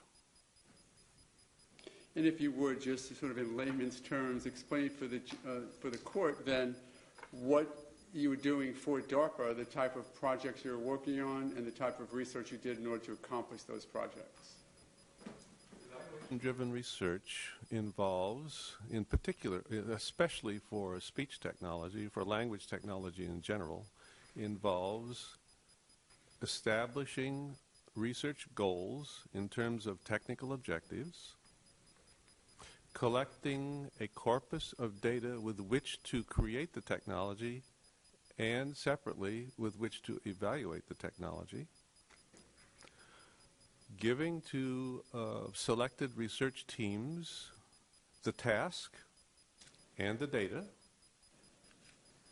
letting them do their thing, then bringing them back to a formal evaluation using unseen test data, and then coming together at a conference to discuss results and plan the next step. And how long were you with SRI or the assignment to DARPA?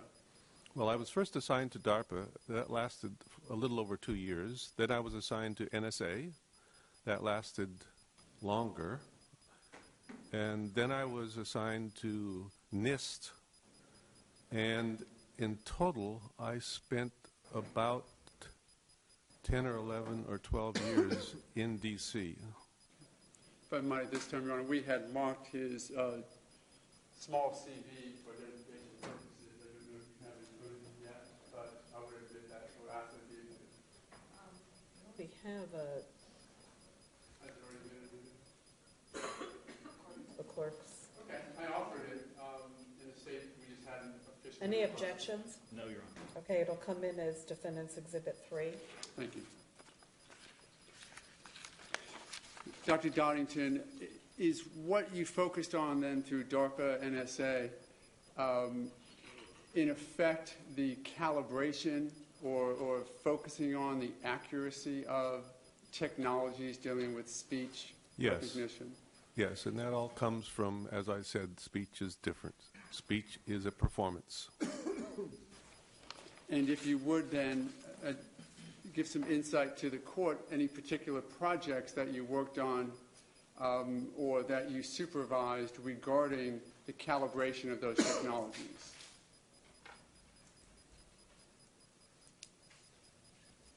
If I asked the question properly. Essentially, all of my work has been on that exact issue. Last 20 years. My understanding from looking at your CV, for example, is that you had done some work in the traditional, or viewing the traditional receiver operating characteristics performance, and it actually created or come up with a way to assist in that analysis. Is that accurate?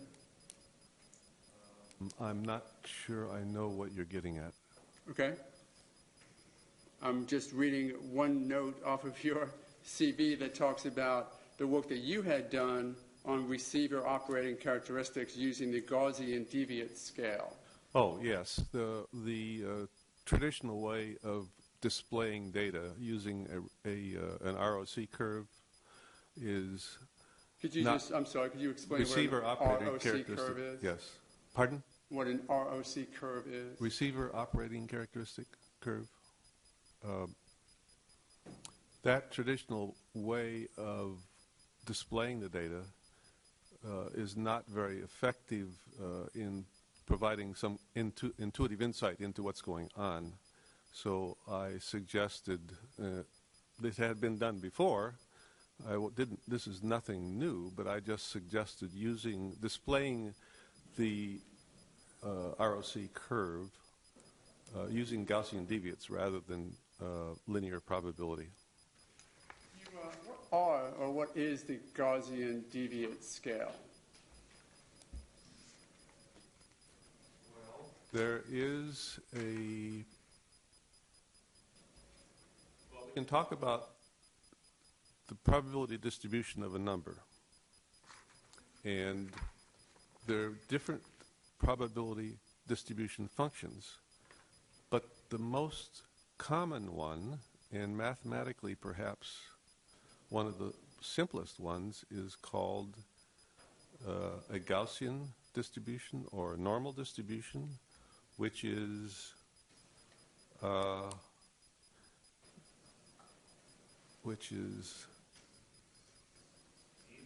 x squared over 2. Okay. I didn't want to say that. That's okay. Let me ask it this way. You were present for other experts testifying in this regard over the past day? Were you here present Yes, I to hear was. other experts testify? Yes. Mr. Owen suggested it to be that the Gaussian deviate is an algorithm. Is that an accurate review of the Gaussian deviate Well, scale as you are aware of it? These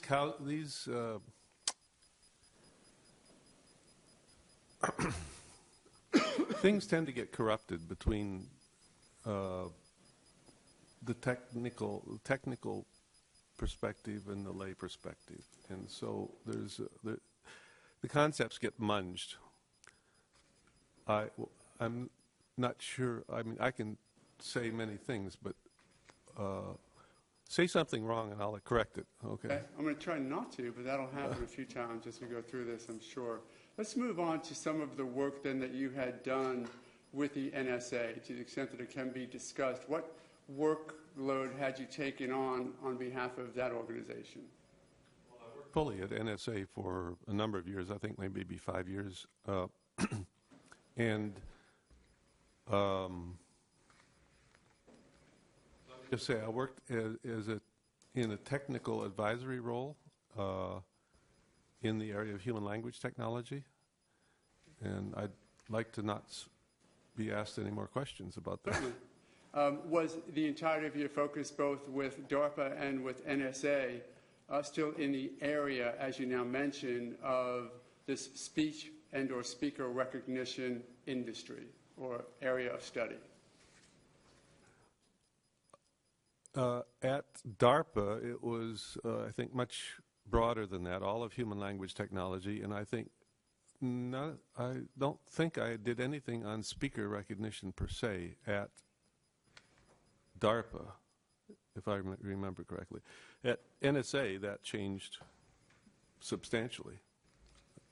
It worked almost entirely on speech technology and much work on speaker recognition. And did the work for that agency then include or continue your focus on the calibration Yes. of technologies? Yes. So you would actually be, if I might, be given a task to review a certain technology that might exist to see whether or not it is a valid technology? Repeat the question? Sure. Did your work for DARPA, NSA, and your ongoing work since leaving TI, did it include then a review of certain technologies presented to see whether or not they were accurate or valid? I wasn't focused so much on reviewing technology as in steering research. Now, of course, if you're going to steer research, you have to be knowledgeable about what has been done. But that wasn't really the focus of my effort. And if you would, what was the focus of your effort with those different technologies and how you would focus the research regarding those? In general, I think that if you are going to define a research program and hope that it advances the technology, you want to try to solve the most important problems that stand in the way of being able to field technology to solve applications. So what you try to do is to identify what are the key stumbling blocks, and then to structure programs to solve them. Then let's define some terms as we go forward to see where your area of expertise fits, okay? Define then for the court what you perceive to be speaker recognition, that area of inquiry. Speaker recognition is the ability to recognize who's talking. And there are certain systems that attempt to do so that you're aware of? Yes. Okay. Some of which you've talked about that you've had some experience with even as early as your TI days, correct?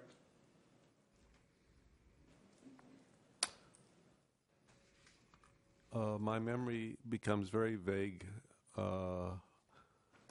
I am not sure. sure. I don't believe there were any commercial speaker recognition products when I was working on speaker recognition at Texas Instruments. Let's talk then about speech recognition. Define that for us, if you would. Speech recognition is the process of recognizing the words that people are saying. Are those two different areas of study? Yes, one is you're recognizing what is said, the other is you recognize who is saying it. And are there different requirements or criteria in order to be able to accomplish success in those two industries or areas of study?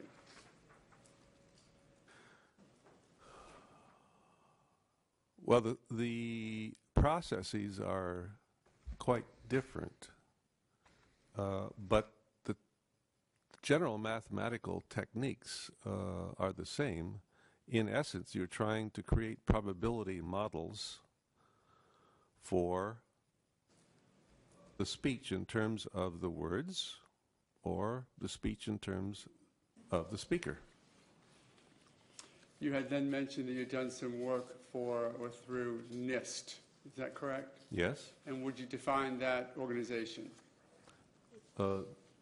National Institute for Standards and Technology. And what does that do?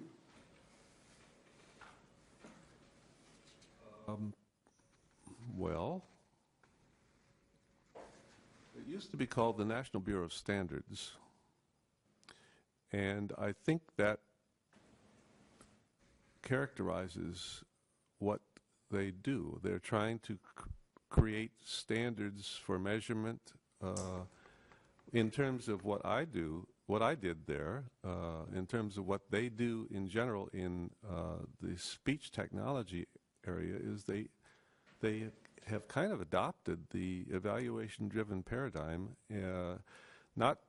and in terms of fostering research, in a general sense, in the area that we're interested in here, the speaker recognition area, they have a whole series of periodic, semi-periodic evaluations. They used to. This started a long time ago, and for the past 10 or 15 years, they've tried to have an evaluation once a year.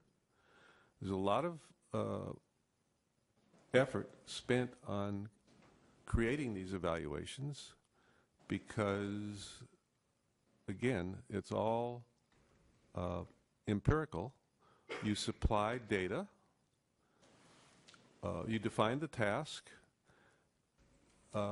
and you invite people to participate in performing the task on the data that's supplied so that you can see how well the technology works. This, by the way, is a very wonderful government idea to get people to do research to advance the state of the technology for free. It's not quite for free because there's a lot of money spent in setting up the evaluation, but in the speaker recognition area, since it has become quite popular, no money, or typically no money, is given to the researchers. They get their money some other way, and so you get a lot of research bang for the buck. The last evaluation done in 2012 with a workshop right here in Orlando last December, there were 58 research participants from 6 of the 7 continents in the world. There was no participant from the Antarctic. How is NIST funded then? Well, I don't know everything about how NIST is funded. I know a lot of money comes from the National Security Agency. As a then sort of client of NIST, the NSA has interest in moving forward or progressing these different industries? Right. The NSA depends upon, they're very keen on improving their own technologies, and by giving money to NIST, they get to call the shots about what the tasks are that are being evaluated. And in effect, what evaluations will be performed, correct, on what type of technology? Exactly. So, for example, you might expect NIST does a lot of evaluation on telephone speech. NSA has an interest in telephone speech. I You would might think imagine. so. Give us then just a typical, if not the last one, we'll come back to the one you talked about in 2012 in a minute, but just to get a feel for what it is that NIST does, give us a example or a sample of an evaluation in a particular technological industry that NIST would undertake. Well, let's just talk about speaker recognition. Certainly.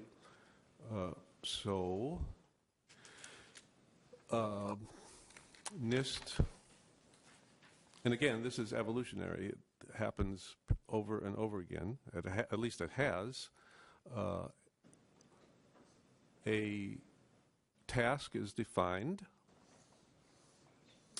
Typically, it's called speaker detection, where you have a body of speech data that people are given that represents a particular individual. That's called the training data. This data is collected for as large a number of people as can be afforded, typically hundreds. And then, so then the evaluation itself, NIST defines the tasks. It commissions collection of the data, typically from an organization at the University of Pennsylvania called Linguistic Data Consortium. Sorry, that then is just simply a base from which to get the information necessary to undertake the study? Yes, the Linguistic Data Consortium, the LDC, collects the data. It's a big deal. And is that in order to make sure that you have an appropriate, I'm going to call it a filtering process or a way to make sure, move forward on a fairly foundational issue, Your Honor. Thank you. Is that then, are they there to sort of make certain that the sampling is appropriate? Well, that responsibility is distributed, but LDC is where the buck stops. So you're saying LDC then gets the information, then what happens? Is distributed under the supervision of NIST to the participants. They then perform the test, and then the results are sent to NIST. NIST does the scoring, the evaluation, sends the results back to the participants, and then sets up a workshop where everyone comes together to share their results and decide and talk about what the issues are, what the problems are, what should be done next, what do we need to solve the remaining problems. There are always remaining problems. And of course, there are always remaining challenges, so that the next evaluation may actually raise the bar. And what was your role then with NIST during these evaluations? Or just your role with NIST generally? Well, I tell them what I think.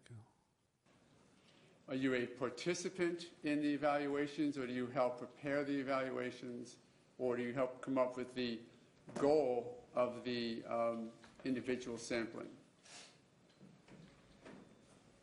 I help wherever I can. I keep involved. I like to think that my primary help is in defining the task and in defining exactly how you measure performance. So in a layman's term, then, you help create the test that is then put out to the industry to be used? Yes, I like to think that I wave the baton. But As the conductor? yes, of course, I'm only a hired gun. They do what they will. And how long have you been doing that with NIST?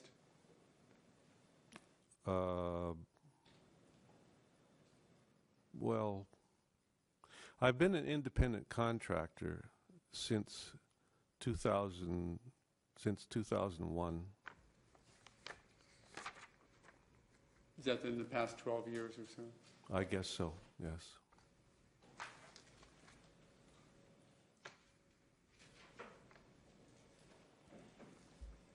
You've heard some of the expert testimony talking about the modalities that are used in this area of inquiry. Were you here for that? Yes. Can you go over what you identify as the different modalities for this area of inquiry? Well, as you know, I'm interested in evaluation. People will do what they will. As my dad used to say, the proof of the pudding's in the eating. So I'd like to focus on the evaluation. How well does the system perform? And specific to the differing modalities, have you had experience with the different modalities that are used, for example, for speech recognition? Well, yes. Not personal experience, but from knowledge of the technologies, from reading other studies, and in general, well, in fact, I wrote an invited tutorial review of speaker recognition technology. Actually, I had forgotten all about this, but Mr. Mantai reminded me of it, so I went and looked it up. And this was in 1985, I believe. And at that time, from my review, it was pretty clear that, at least for well, let me step back. It was pretty clear that when different modalities were used for speaker recognition, that the best performance was simply by lay human listeners. And was from spectrographic examination. And third best, if you want to call it best, out of three, was from computer analysis. And that was back in 1985. Well, that's correct? 1985. This is 2013. So what has happened in the interim? Well, human listeners, I don't know this for a fact, but human listeners, I think, are pretty much the same now as they were then. I also believe that spectrographic analysis is fairly static. There's no means of making progress on the spectrographic analysis. What has changed is that in the computer area, computers now are thousands of times, tens of thousands of times more powerful than they were, and they can now support the mathematical and probabilistic models that they could not back then. So I think, and the evidence there's evidence in the NIST evaluations that computer performance has come way up. Let's then talk for a moment about the spectrographic analysis that you mentioned a moment ago. If you would, first, describe it or define it as you would define it. Spectrographic analysis, and this I think relates to the forensic case, is looking at a spectrographic display of speech to identify salient characteristics that can be used to identify speakers. Let's first simply define what is a spectrograph or a spectrogram. How do you get one? Spectrogram is a time frequency plot of energy in the speech signal. Typically, the energy is localized in frequency and time with a sliding window and coupled with a Fourier transform of the signal. And so this provides a plot of the energy in the speech as a function of frequency and time. Okay. Now, as it relates to being able to recognize speech within it or speaker within it, how does spectrographic analysis accomplish that, or does it? Spectrographic analysis involves a human that looks at the spectrogram.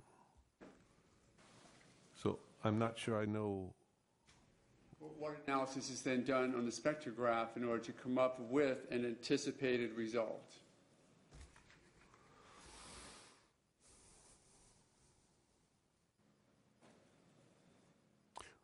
Well, I'm not an expert in this area. I don't do this kind of thing. But I think traditionally, if you go back to 1962, a fellow from Bell Laboratories, Larry Kirsta. Judge, if I may, the witness has said he is not an expert in this area and doesn't do it, so I would object to further testimony. Let me focus him then on the evaluations that he is aware of. Objection is sustained. Rather than focusing on the individual spectrographic analysis. With your work with NIST and your experience, have you dealt with calibrating the industry, if you will, of spectrographic analysis? I don't know of any evaluations that have been done recently on spectrogram reading, if I can refer to it like that. Is that what you're talking about? Yes. I don't know of any evaluation work done on that recently.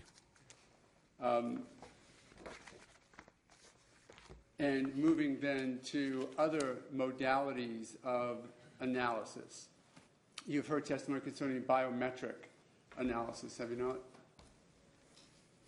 you talking about voice? Yes, and just generic biometric analysis. Well, that's a biometric analysis is an umbrella term that means everything and nothing. If you would, then give a working definition to the court how you define biometric analysis.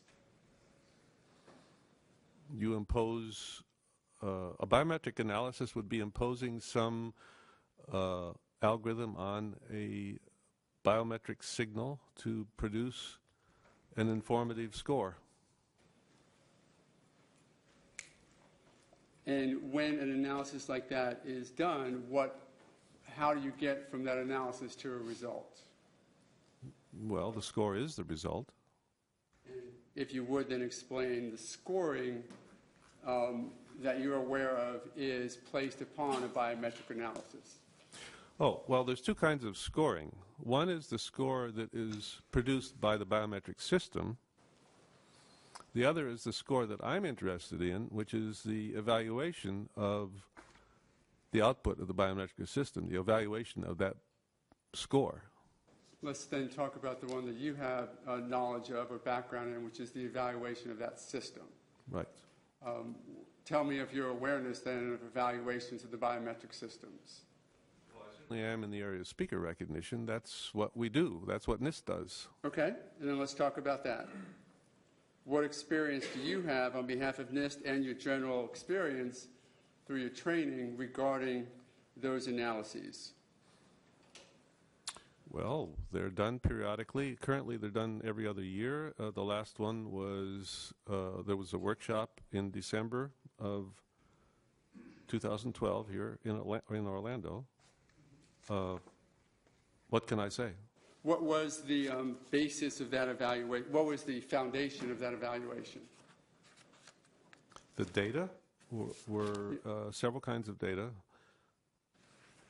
Speech data collected in an interview environment, speech data collected from a telephone conversation. There were various conditions in terms of additive noise, environmental noise,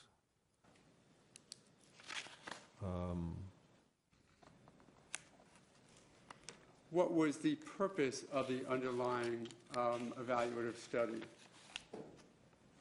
well, the purpose of the studies is to determine how well systems are doing, which systems are doing better than other systems, and that's not to find out who has the best system, but rather who has the best technology. It's interesting to see the scramble when someone comes up with a new algorithm, like the latest rage is something called I-vectors. Guess what? I-vectors do well. Next year, everyone has I-vectors. So it helps to direct, these workshops help to direct the research in productive ways. That's why we hold them. And the evaluation that was done in 2012, did that include biometric systems? All the systems are biometric. I mean, in the general definition, I don't see, this is what I mean when I say biometric analysis means everything and means nothing. I don't know. All the systems are biometric by the definition I offered. Okay. Well, I just want to focus it for the court's consideration. The, if you would, what systems then were evaluated in the last 2012 evaluation program? Well, there were what types of systems or what systems individually? There were 58 sites, and I believe there were 44 systems because a number of sites collaborated.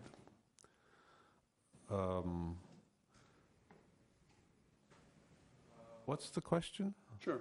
What type of systems, and if you can give us a range of the type of systems that were utilized. I'll give you an example. You mentioned a moment ago the Easy Voice system.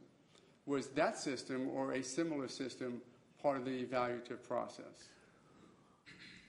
I have to admit, I don't keep up on all the politics or all the companies or the products, but talking to my colleagues, and also listening to Mr. Owen, and he actually showed some results from the study. So he identified the progenitor system from which Easy Voice comes that was used in that evaluation. Okay, let's speak to that for a moment then.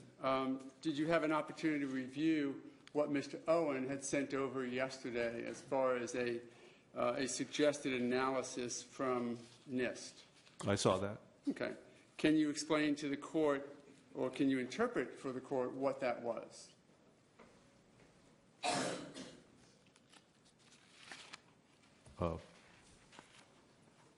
I'm sorry, I really don't know exactly what you want me Sure.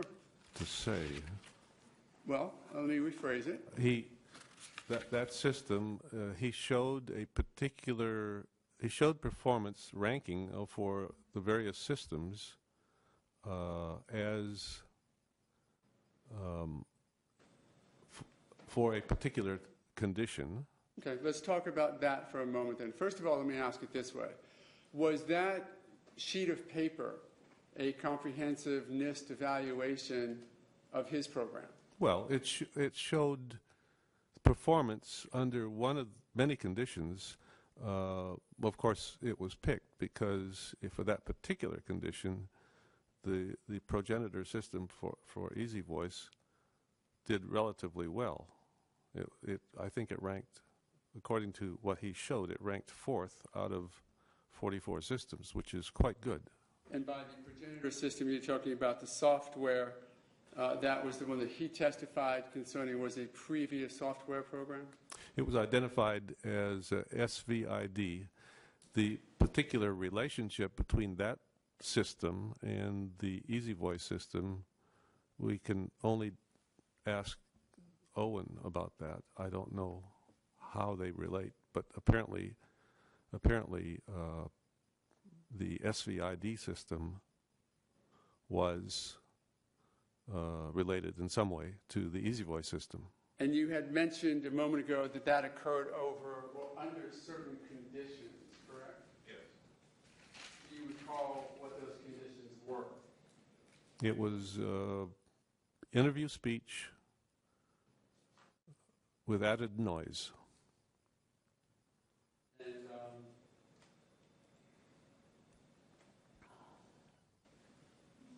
where does that fit in sort of the spectrum of the type of conditions a NIST study might impose to identify the legitimacy or the effectiveness of a particular system?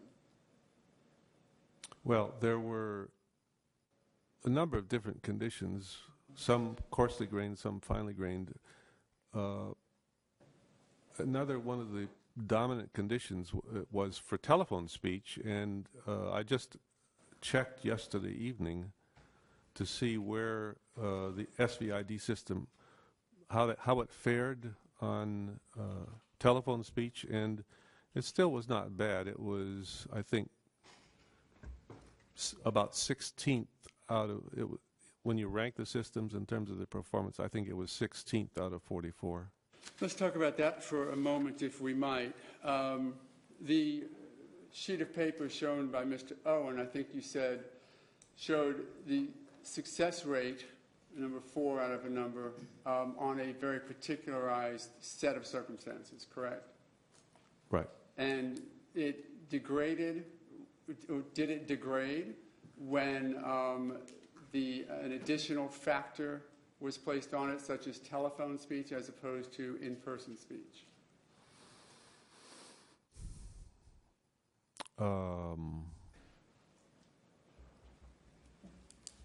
I'm sorry, I don't recall. Okay. You had said that the system had gone from number 4, I thought, to a number 16 ranking.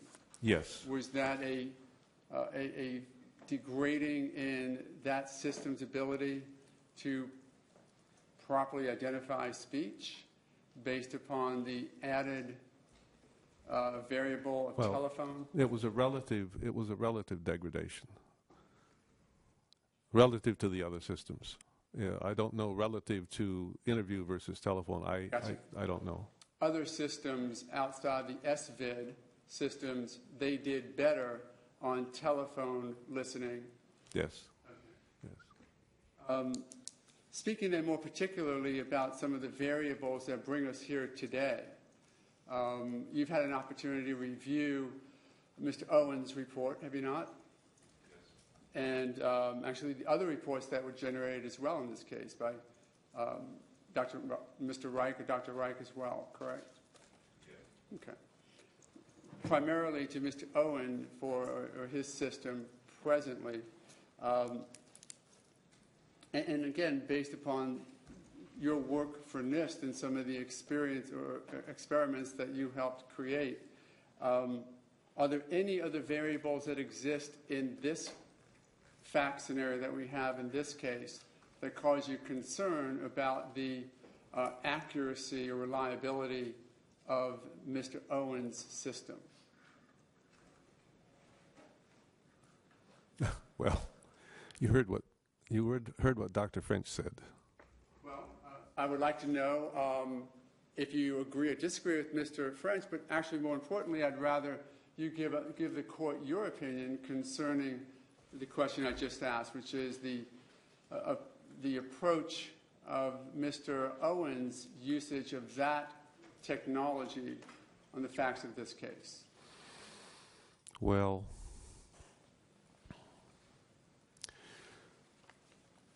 so I reviewed this. Mr. Owen said he could do speaker recognition with just 1 second of speech, and then he revised that. I think he said he could do it on 1/8 of a second. Well, doing speaker recognition to any level of reliability whatsoever on 1 second of good speech is absurd.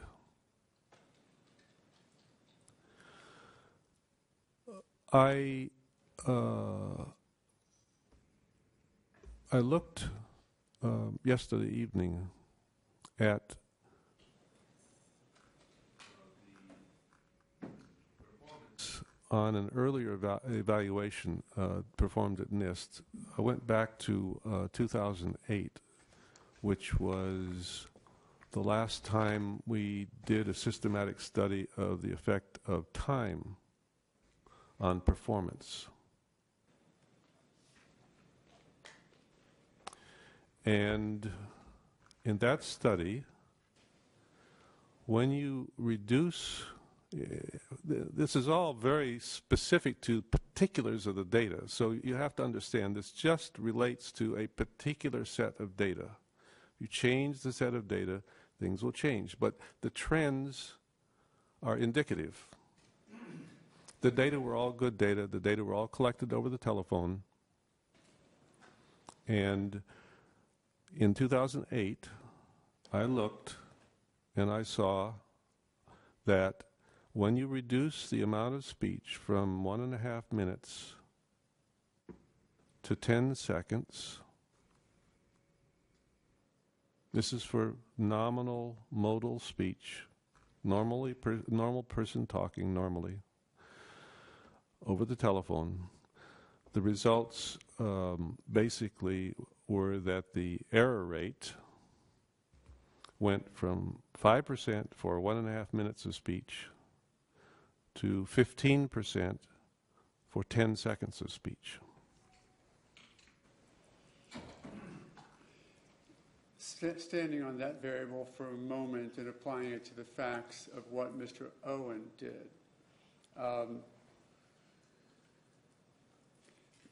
how significant is the variable of what you say normal modal speech, or just speaking as you and I might be speaking now? Is that what you mean when you talk about normal modal speech? Okay. Now, that study again was done over the telephone, correct? Yes. Is that variable in and of itself, the fact that it's done over a telephone, one of the conditions that, one, have to be considered, and two, might affect the accuracy? Yes. If you, Why? for example, if one speech segment is taken from a open room microphone and another speech token is taken from the telephone, then the performance degrades significantly, substantially. Why is it? Because the acoustical conditions are different.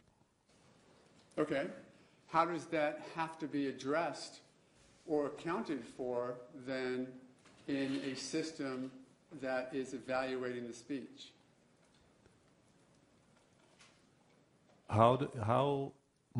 It must be addressed. How? I'm sorry, what's the question? I guess how do you then address it, or how do you allow for it, or can it be? Well, that's a research challenge. Okay. I just do the evaluation. Mm-hmm. So that's one variable. The vehicle across which the sound is traveling, is that one? You mean the sound pressure air path? Is that what you're talking about? Yes. Telephone versus regular speech. Oh, well, the issue with telephone is that, well, there are a number of issues with telephone that span, I think Dr. French talked about this a little bit, but they span from how you hold the microphone, what the microphone is, how you hold it next to your mouth.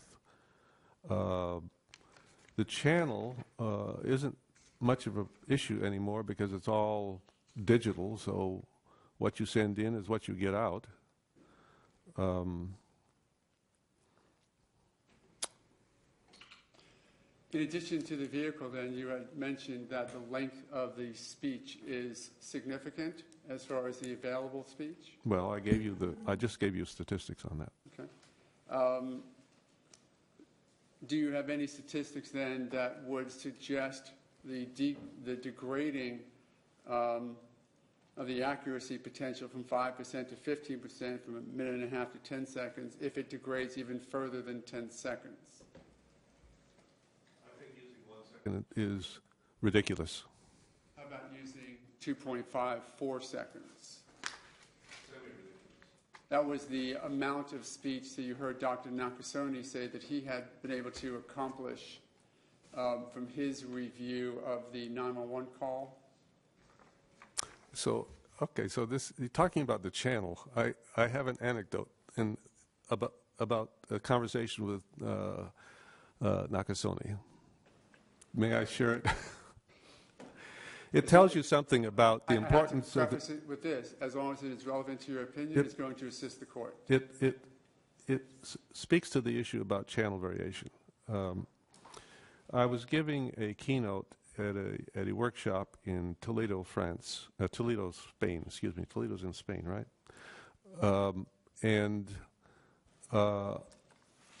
The evening before the conference started, I was having dinner with Nakasone. We just happened to run into each other in the restaurant, and he was relating to me a very surprising case in which his biometric indicated that these two individuals were the same, but they couldn't be because they were speaking to each other over telephone channel. And we had a good laugh over that. But I said to him, it wasn't surprising to me because they were actually using the same channel. And that has a big impact on the results. So the underlying channel that you're using, or the vehicle, as I called it, in and of itself could have some impact on the quality of the transmission? Yes. Okay. And we had just mentioned a moment ago about Dr. Nakasone's decision regarding the amount of speech that he was able to distill out, it being about 2.54 seconds. Were you here for that testimony? Did you hear it? I had trouble hearing that, actually. I was remote, and I was actually in California, and Dr. Nakasone was not terribly understandable to me. Based upon your experience, then, what would such a small amount of available speech do to the accuracy of the result of a testing of it? Well, I already related that to you. It degrades it. The less you have, the worse the performance. And I suspect that in the evaluations I'm familiar with, it's only gone down to 10 seconds. I suspect that the performance goes down precipitously beyond when you go below 10 seconds. Again, I will have to agree with Dr. French. If there are rare idiosyncrasies, or in the case of dismissal, if there are gross differences in the idiolect, for dismissal, maybe you only need a few seconds. If you get the right speech. But if you're talking about these computer algorithms that are not sensitive to dialect or things like this, then you need more speech. Well, let's talk about then the standards that might need to be in place for the biometric analysis of speech. Do you have an understanding of any criteria or standards that should be applied in that regard? Do you know of any that have been created to give insight into those who are attempting to standardize their work in the industry of biometrics?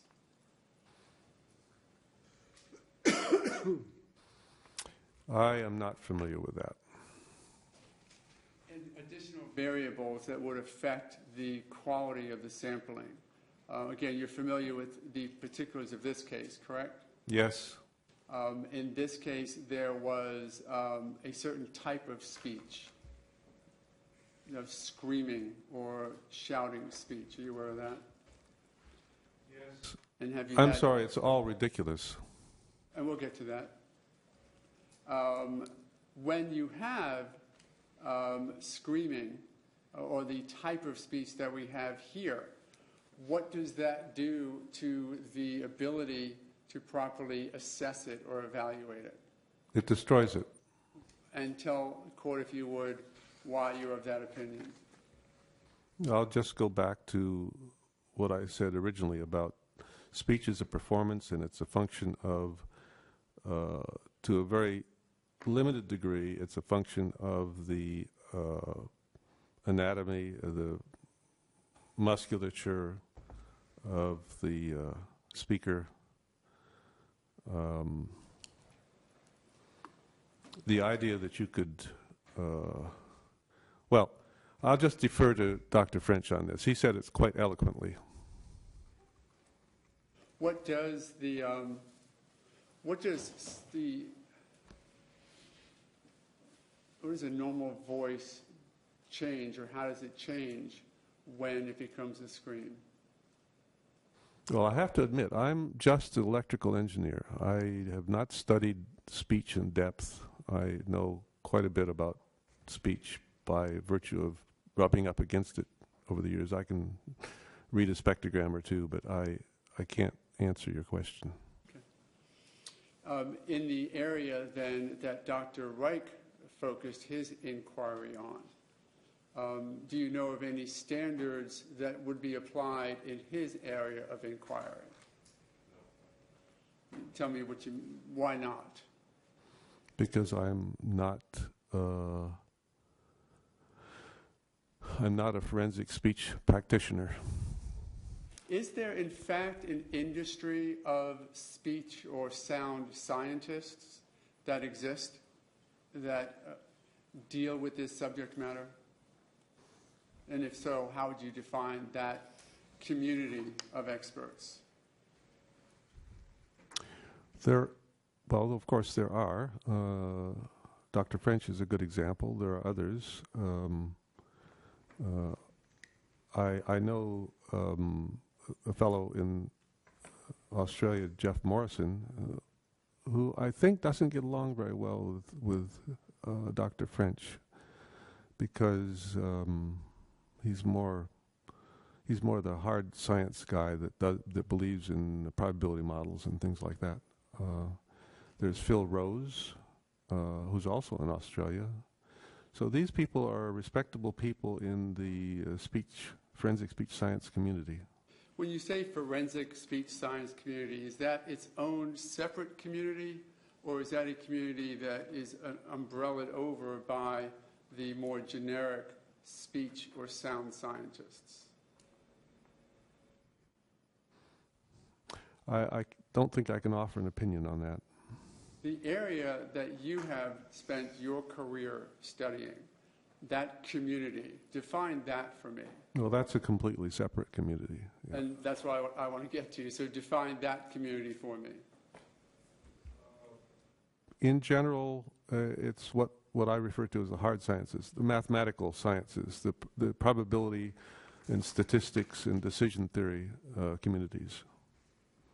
People that are trying to quantify decisions.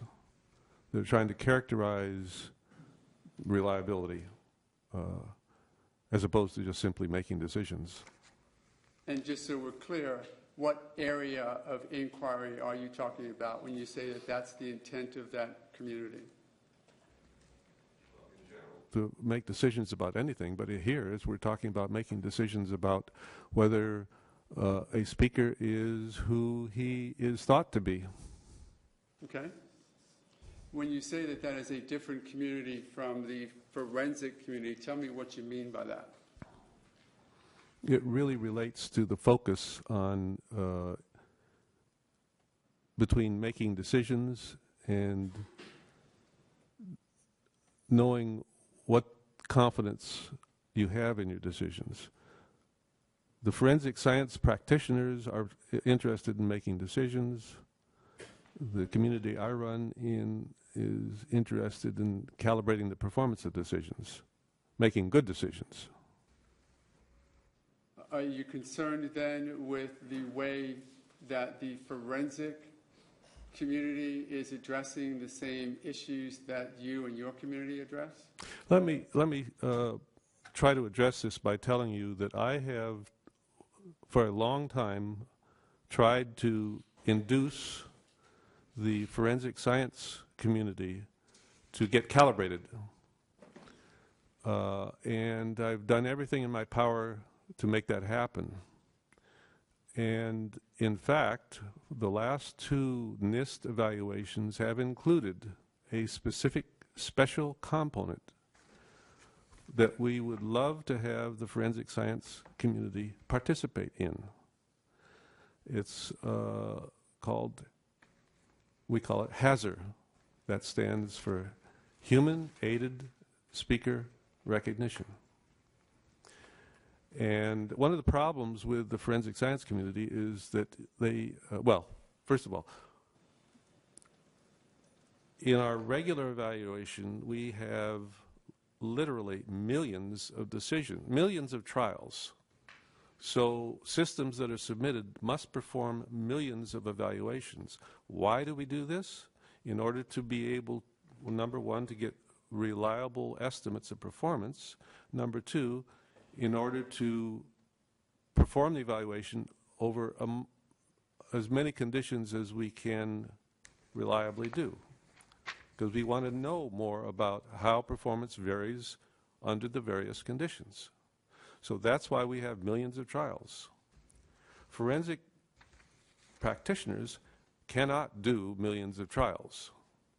So in the 2010 NIST evaluation, we crafted a special human-aided speaker recognition part that involved 15 trials to try to induce the forensic community to participate.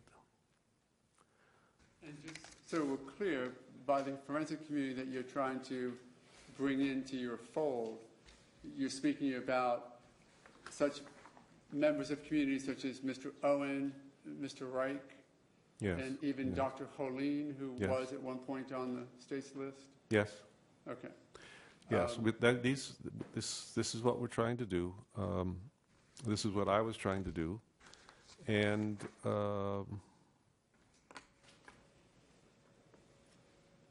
didn't happen. Let me ask you, what was the result? When you say that you set up this procedure to try and bring in the forensic community, were you able to accomplish it? No, Why not? that's speculation. You want me to speculate? Let me ask it this way. Did you reach out to the forensic community? Yes. Did. And how would you accomplish that?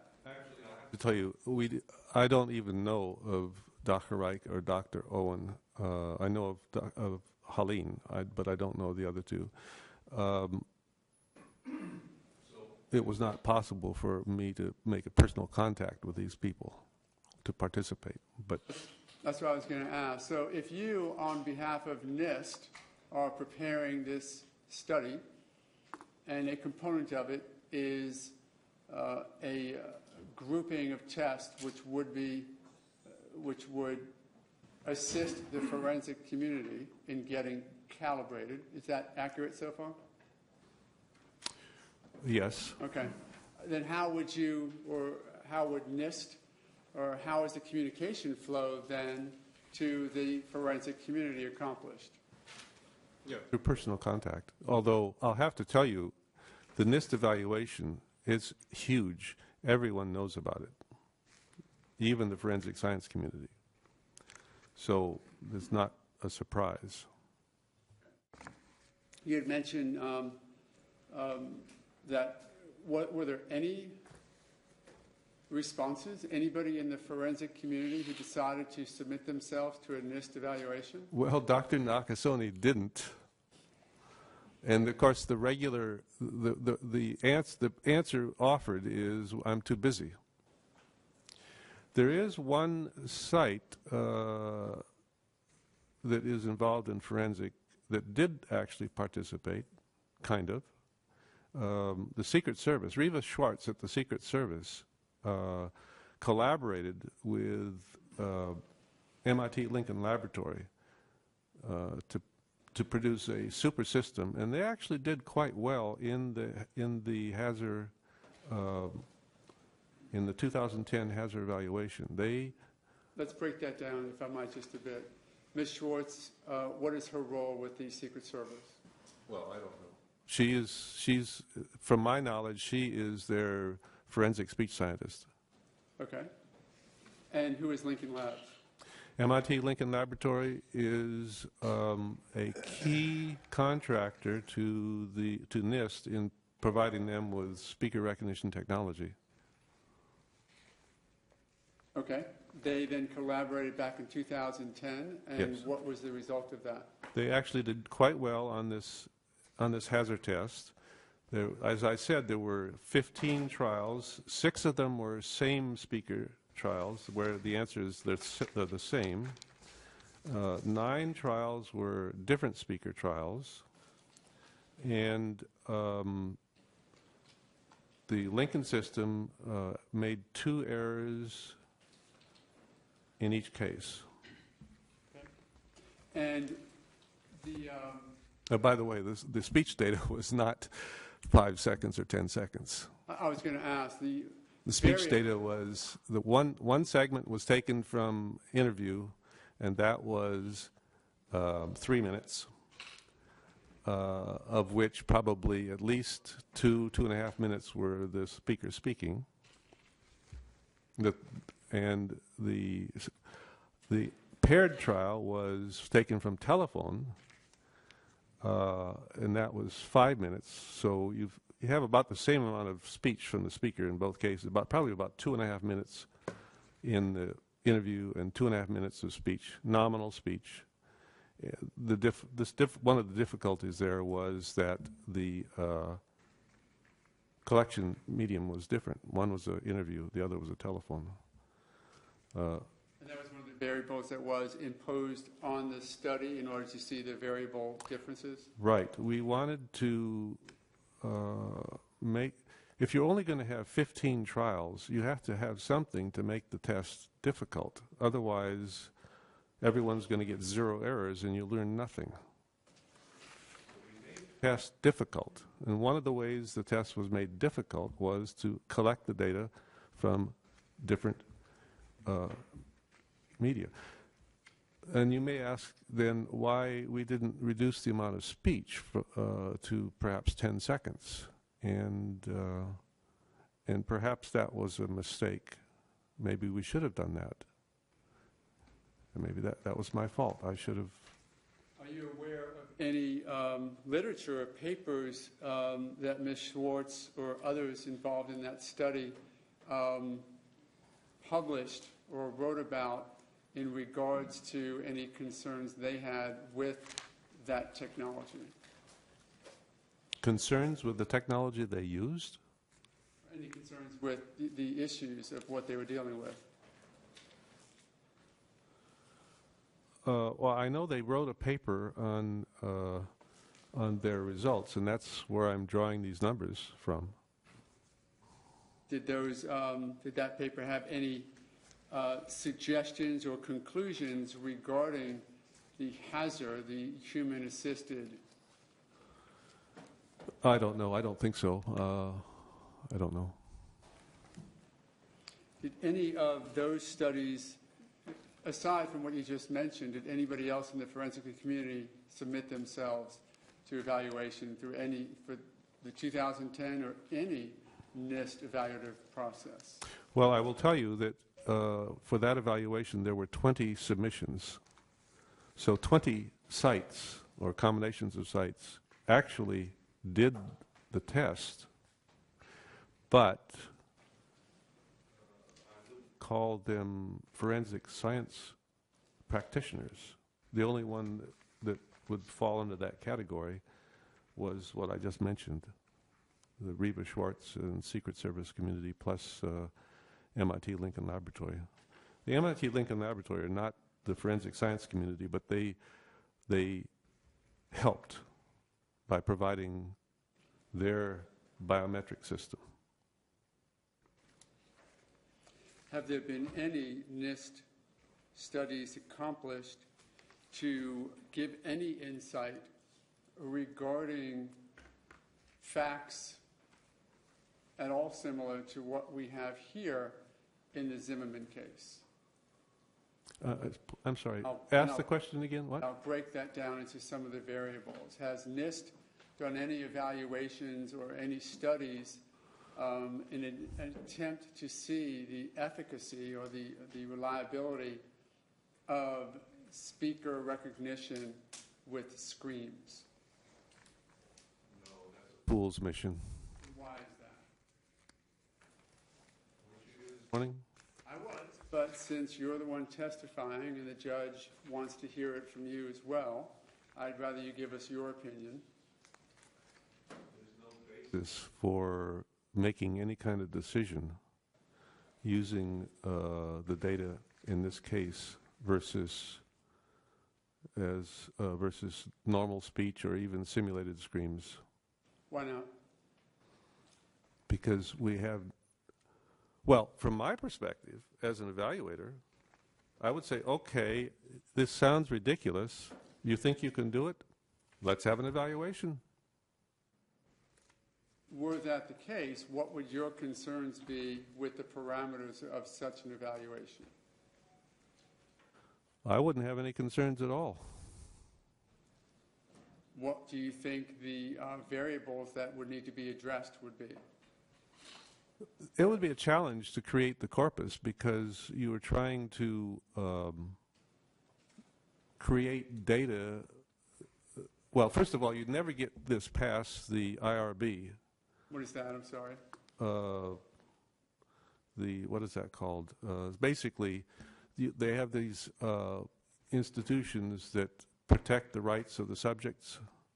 So in order to collect data under extreme stress, we have trouble collecting data under normal conditions, getting this stuff approved because of concerns about one thing and another with the subjects. Are you then evidencing your concern in how you would get a like sampling of screams for the evaluative process? How'd you get real screen data? You'd have to put someone under unethical amounts of stress.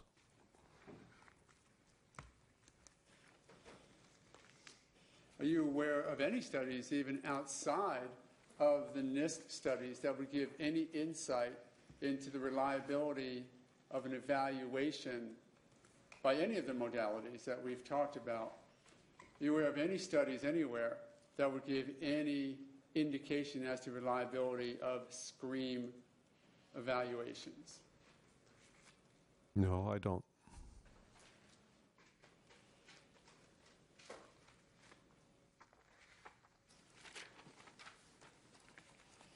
I failed to go over just a couple of other variables that we had talked about earlier, particular to this case. We talked about the duration, correct? Yes. And so talked about the vehicle, that being over a cell phone, correct? Any concerns that you would have as an evaluator for setting up an evaluation regarding other variables that you know exist in this case? You know, I can share with you something that we did do under the radar, kind of, with the Linguistic Data Consortium. You see, I'm very interested in calibrating performance as a function of, I try to be a scientist.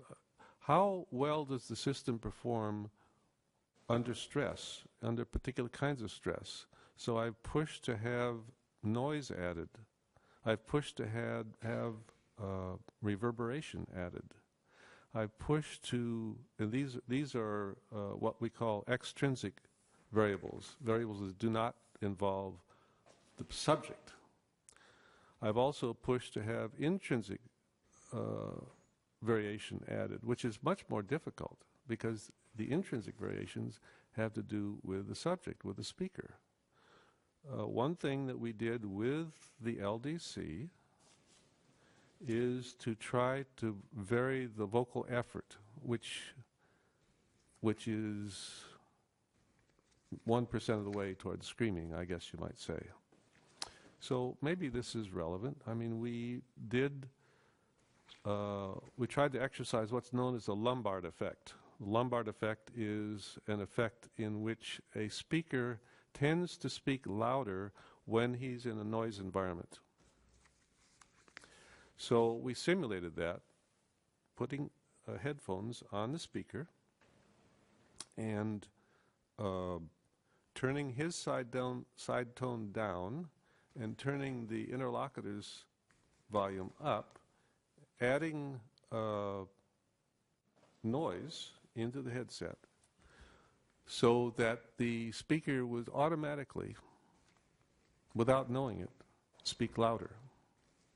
And we have actually did an evaluation of that. And conversely, low vocal effort by turning the speaker's side tone up and not having noise in the headset, so that the speaker would automatically speak softer. And I don't have the numerical results with me, but I can tell you this had a significant effect on the performance of the speaker recognition system.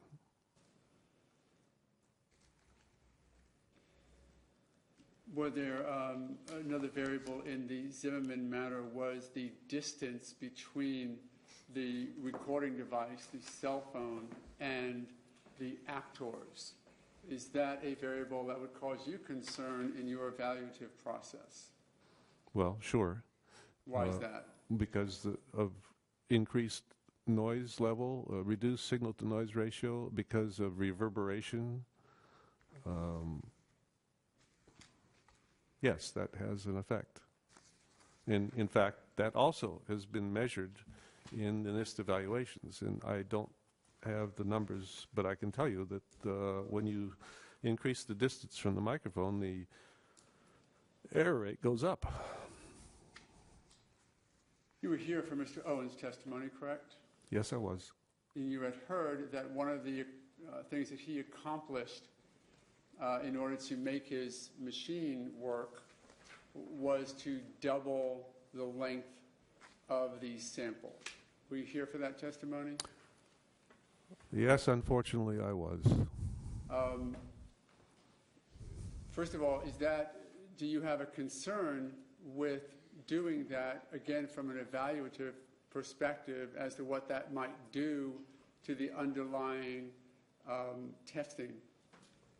Pretty obvious. If you were, Doing that is ridiculous. why is that? You're not adding anything. If you take the same thing and repeat it over, why would that? On what basis can you say that that would improve the performance? It's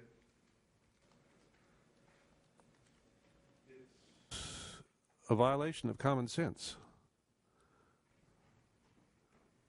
Can I take this 1 second of speech data and play it over and over again for 10 seconds and think that I'm going to get the performance I would get if I had 10 seconds of speech data? No, it's called statistical dependence. What do you mean by that? I shouldn't have said that, I suppose. Now you have to define it, so.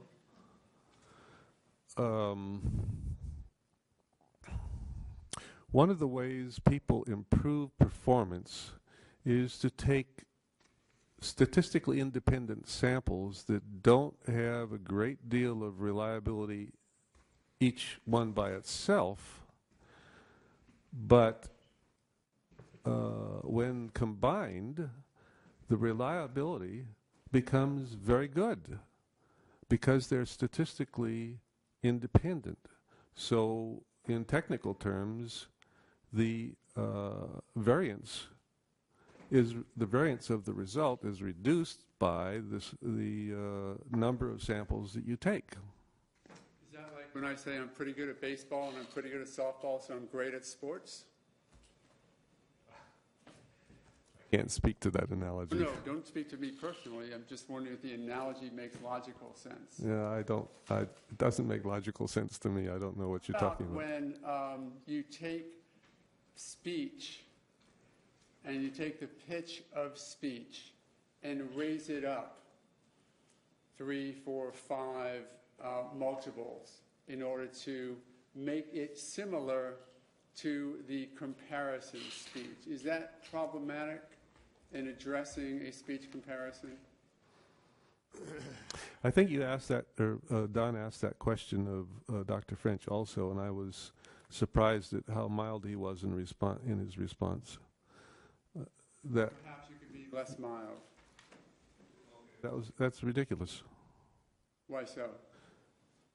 Well, because the pitch frequency is a completely separate mechanism from, well, I guess French said it's not totally independent, but it's to first or second order of magnitude, it is completely separate and independent from the vocal tract frequencies, which are defined by the resonances in the mouth, not by how fast the vocal cords are flapping.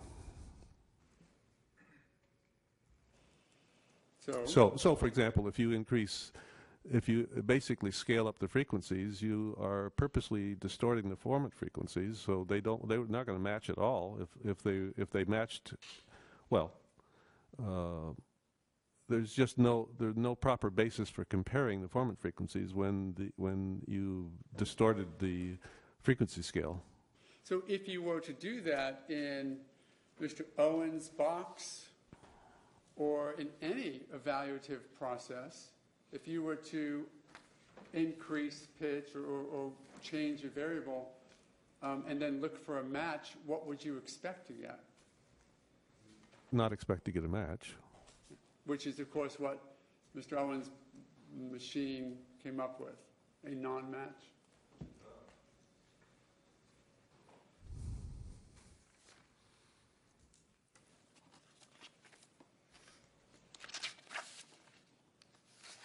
Were you here for Mr. Reich's testimony as well? Yes, I was.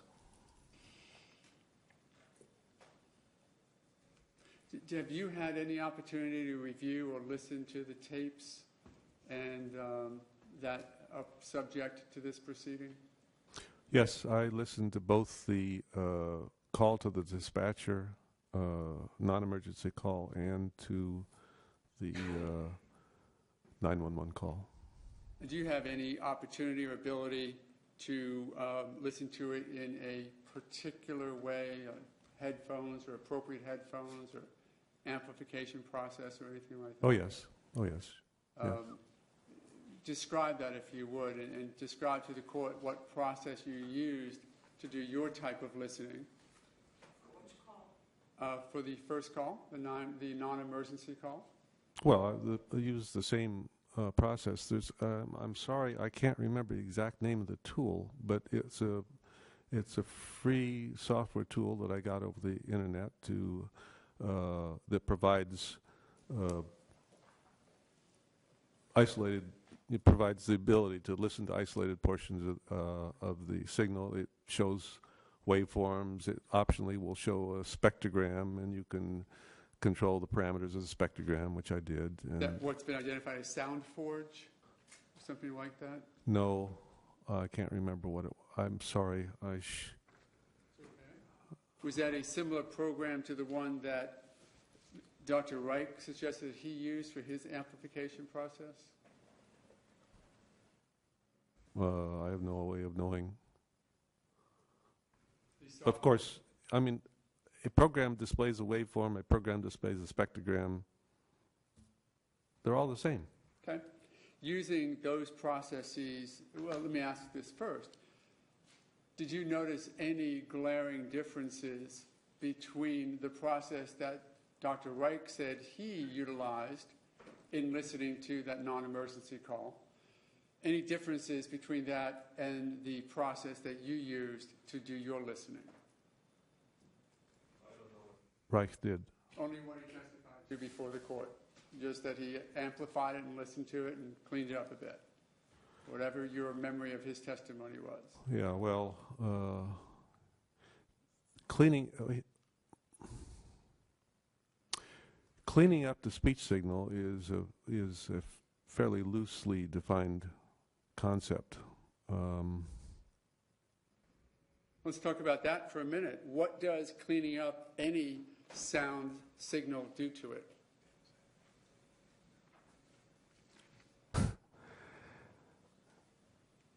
Well, so there is this, one of the tasks in speech processing that has been addressed is to reduce the noise on a speech signal recording. And this is a very frustrating exercise because it's very, very difficult.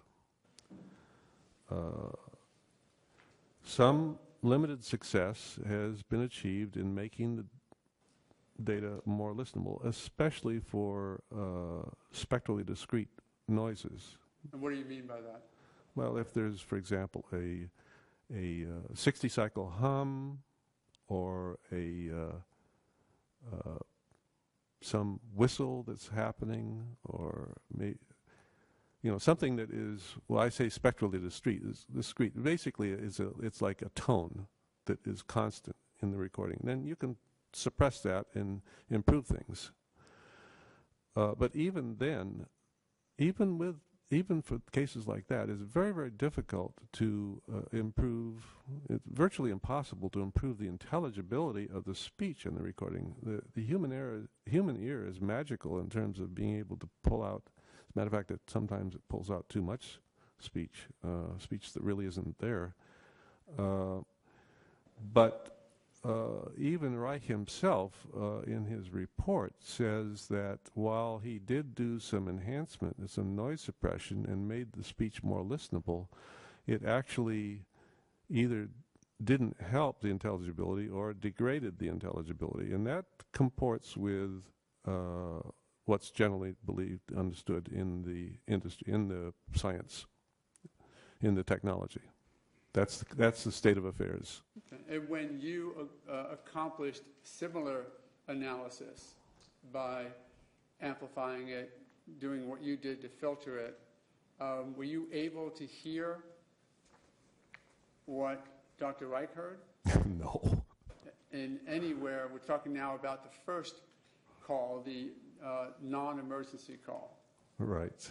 Do you know what Dr. French testified about? I think Dr. Nakasone did, this listener bias concept. Yes, I'm familiar with that. What is that? That's the ability of a listener to hear what he wants to hear, or what he's conditioned to, what he's preconditioned to hear. And how significant effect is that on individuals' ability to perceive an event? Well, apparently for Mr. Reich it's very effective.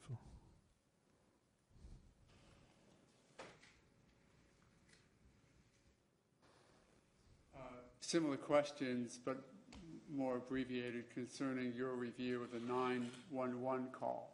Did you have an opportunity to listen to that? Did you hear anything on there that Dr. Reich thinks that he heard? I'm sorry. Are you talking about the stuff? Not the yells or the screams. Yeah. Any additional? Just the imaginary stuff, right? Well, I will leave that up to the court to determine. Let's call it what Dr. Reich heard, and I'll ask you if you heard any of the additional language that he says he heard. This is absurd. Is that a no? That's a no. I will have to say, one of the things that Mr. Reich put in his report is that it was critically important for this data to be 16-bit data. And it is actually 16-bit data in format. How is it in practice or in effect? But there's certain, when I did the amplification and looked at the spectrogram, it looked a bit odd to me. I was thinking, I saw this stuff on the waveform plot, and I thought, this doesn't look right. This doesn't look like 16 bits. So I hammer and tonged it and discovered that, in fact, the data in those recordings, both of those recordings, is actually 8-bit data. The top 8 bits of the recordings are all 0. and the only data in the recording is the lower 8 bits. It is, in effect, 8-bit data, 8-bit linear PCM. Amazing. How could we possibly have such a good recording? It sounds pretty good to me. And the only thing I can imagine is that the equipment at the recording point had a compounder in it that's pretty good, and for whatever reason, I don't know why they did this, they actually recorded it as 8 bits. So it's not a 16-bit piece of sound? It's a 16-bit format, but it's actually 8-bit data. Is that similar, and I know this is going to go off base, is that similar to saying that I might have stereo headphones, but I'm only listening through one side? That's a pretty bad analogy. Well, thank God I don't do what you do.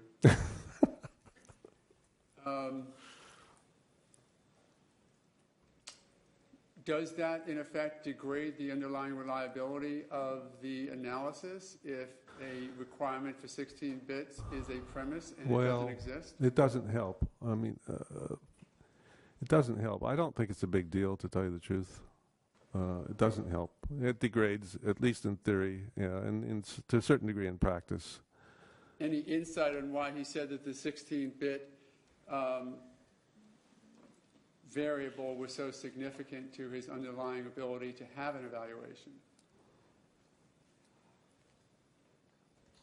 Just talk.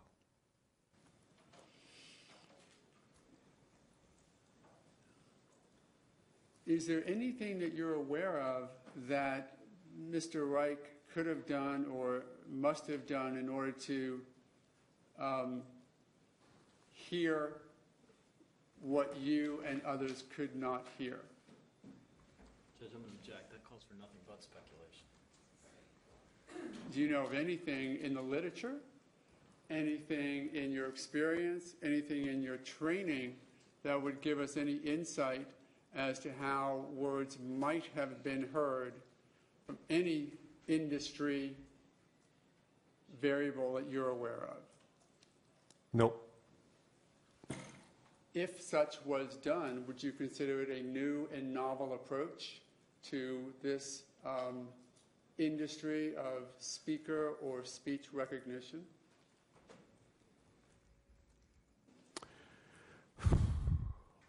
Yes, but it wasn't done.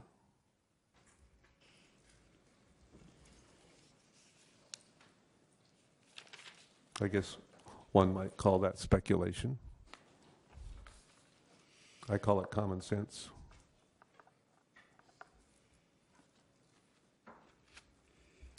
The SVID program that Mr. Owen suggested had a good success rate. Did you actually look into the SVID evaluations and how they did under more complex circumstances?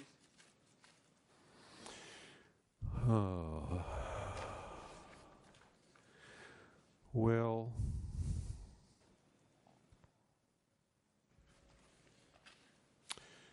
it turns out that this hazard, the SVID system in the 2012 evaluation, which is what Dr. Owen was showing his results for, right? Yes.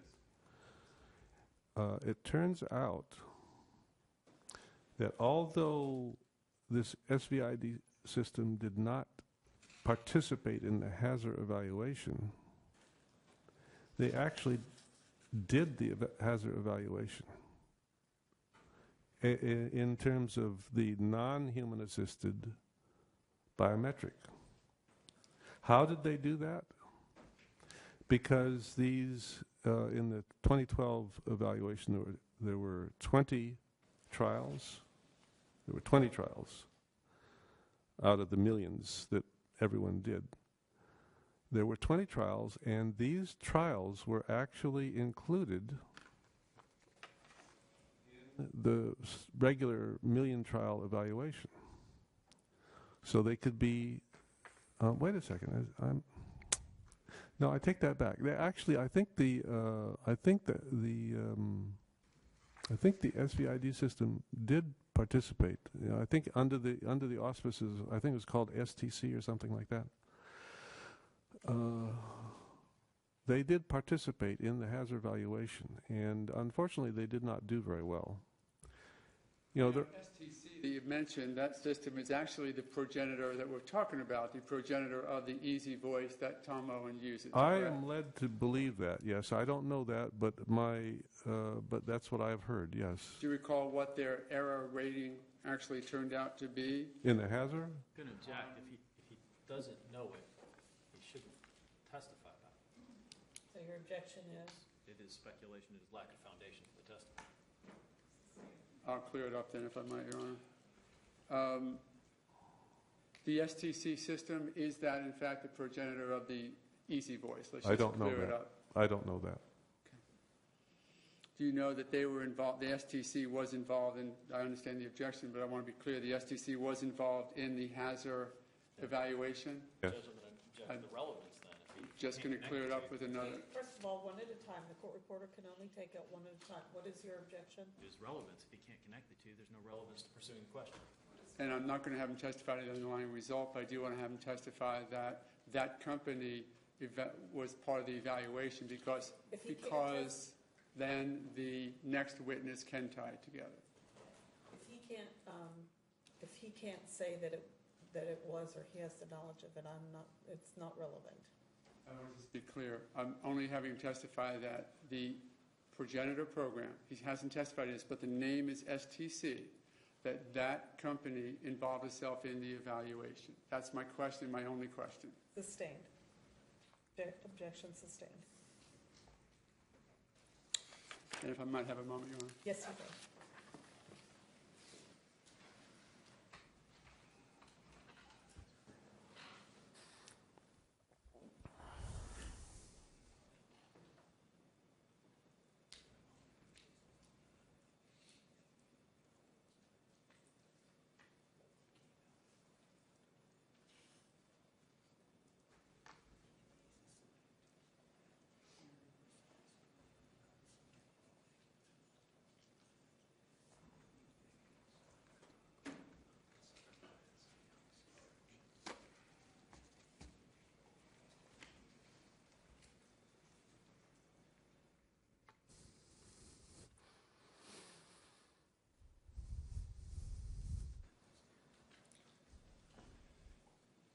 Just a few more, Your Honor.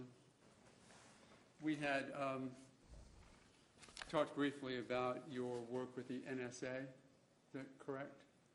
I worked for the NSA, yes. Yes. And are you somewhat restricted in the information that you can present today to the extent that you can't discuss particulars of studies done on behalf of the NSA? Can you talk about not talking about it? Well, you can ask questions. I can not answer them. I don't know. Do you have a security level with the NSA? Top secret clearance, yes. Are there actually double secret top clearances above that, or is that it? There are compartments within the top secret. You are at such a level that the NSA trusts you with performing or creating and assisting in studies in areas of speech, speaker recognition? I advise them on.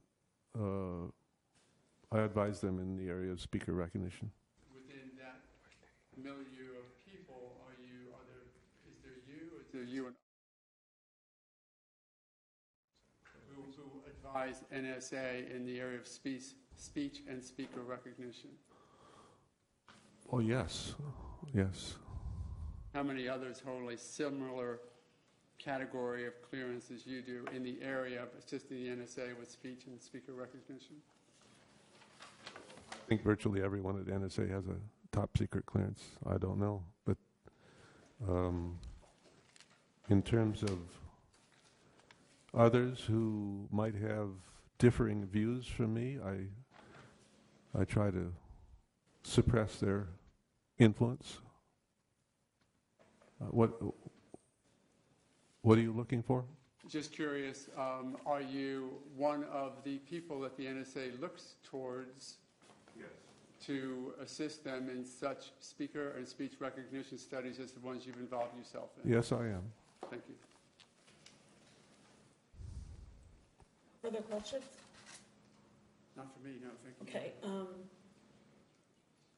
have any objection to breaking for lunch before you do your cross? I'm amenable to whatever schedule the court wants. Your cross would be, it's now 1:11.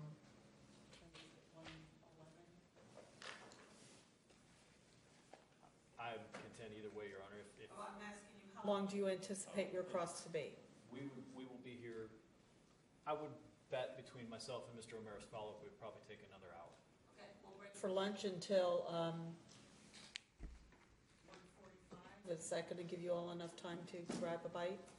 Okay, Dr. Doddington, we're going to be in a recess and you're still under oath.